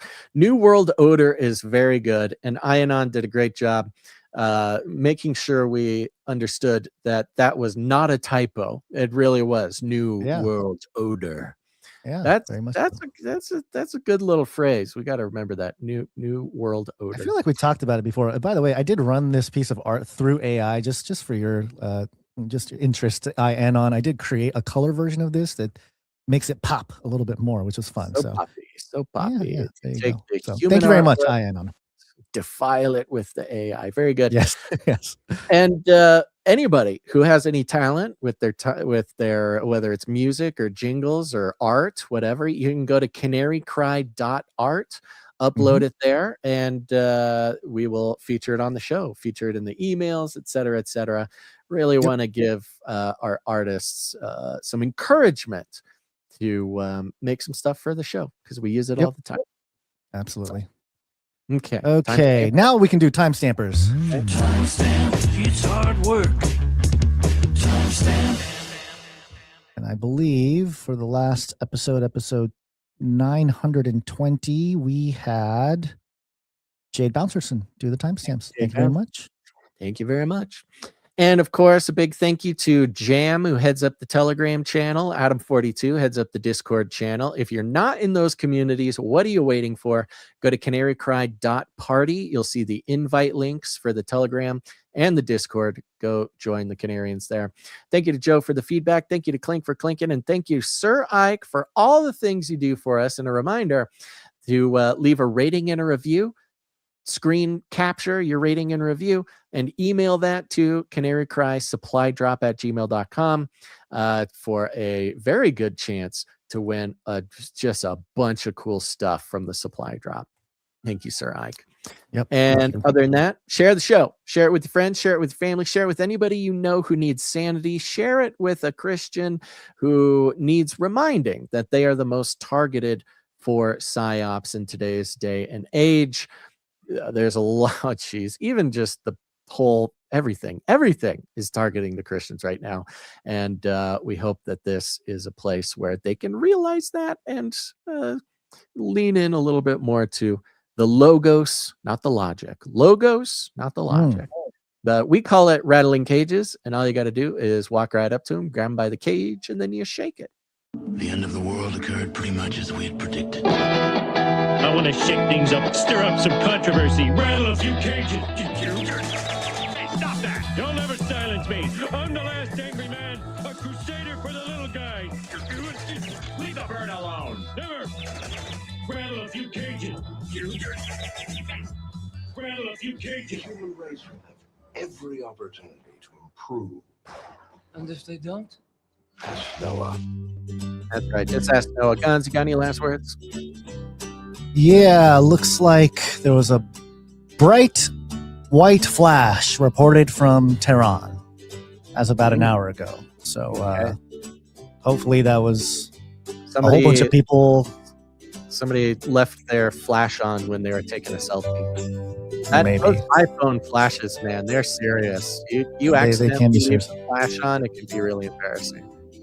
Yeah, it could be maybe like the Men in Black flash. You forget what you were doing. Oh yeah, that's probably what it was. Mm-hmm. All right, everybody. There you go. Thanks for tuning in to this episode of Canary Cry News Talk. Make sure to tune in next time. But until then, think outside the cage. Here's a cat. Kitty, look at the kitty. Such a cute kitty.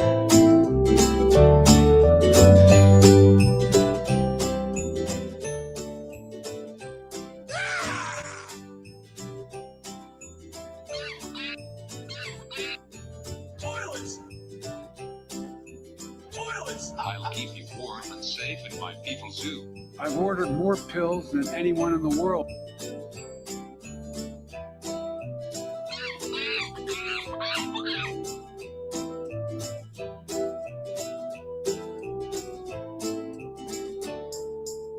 Remember, reality is an illusion. The universe is a hologram. Buy gold. Buy! I want to shake things up. I want to shake things up. Leave the bird alone. I want to stir up some controversy. I want to rattle a few cages. I'm the last angry man. You'll never silence me. I'm the last angry man. I'm the last angry man. You'll never silence me. I'm the last angry man. A crusader for the little guy. Well, we'll see about that. Whatever, Illuminati. Toilets! I love the Great Reset. Value for value. We take no money from corporations, commies, or cartels. Canary.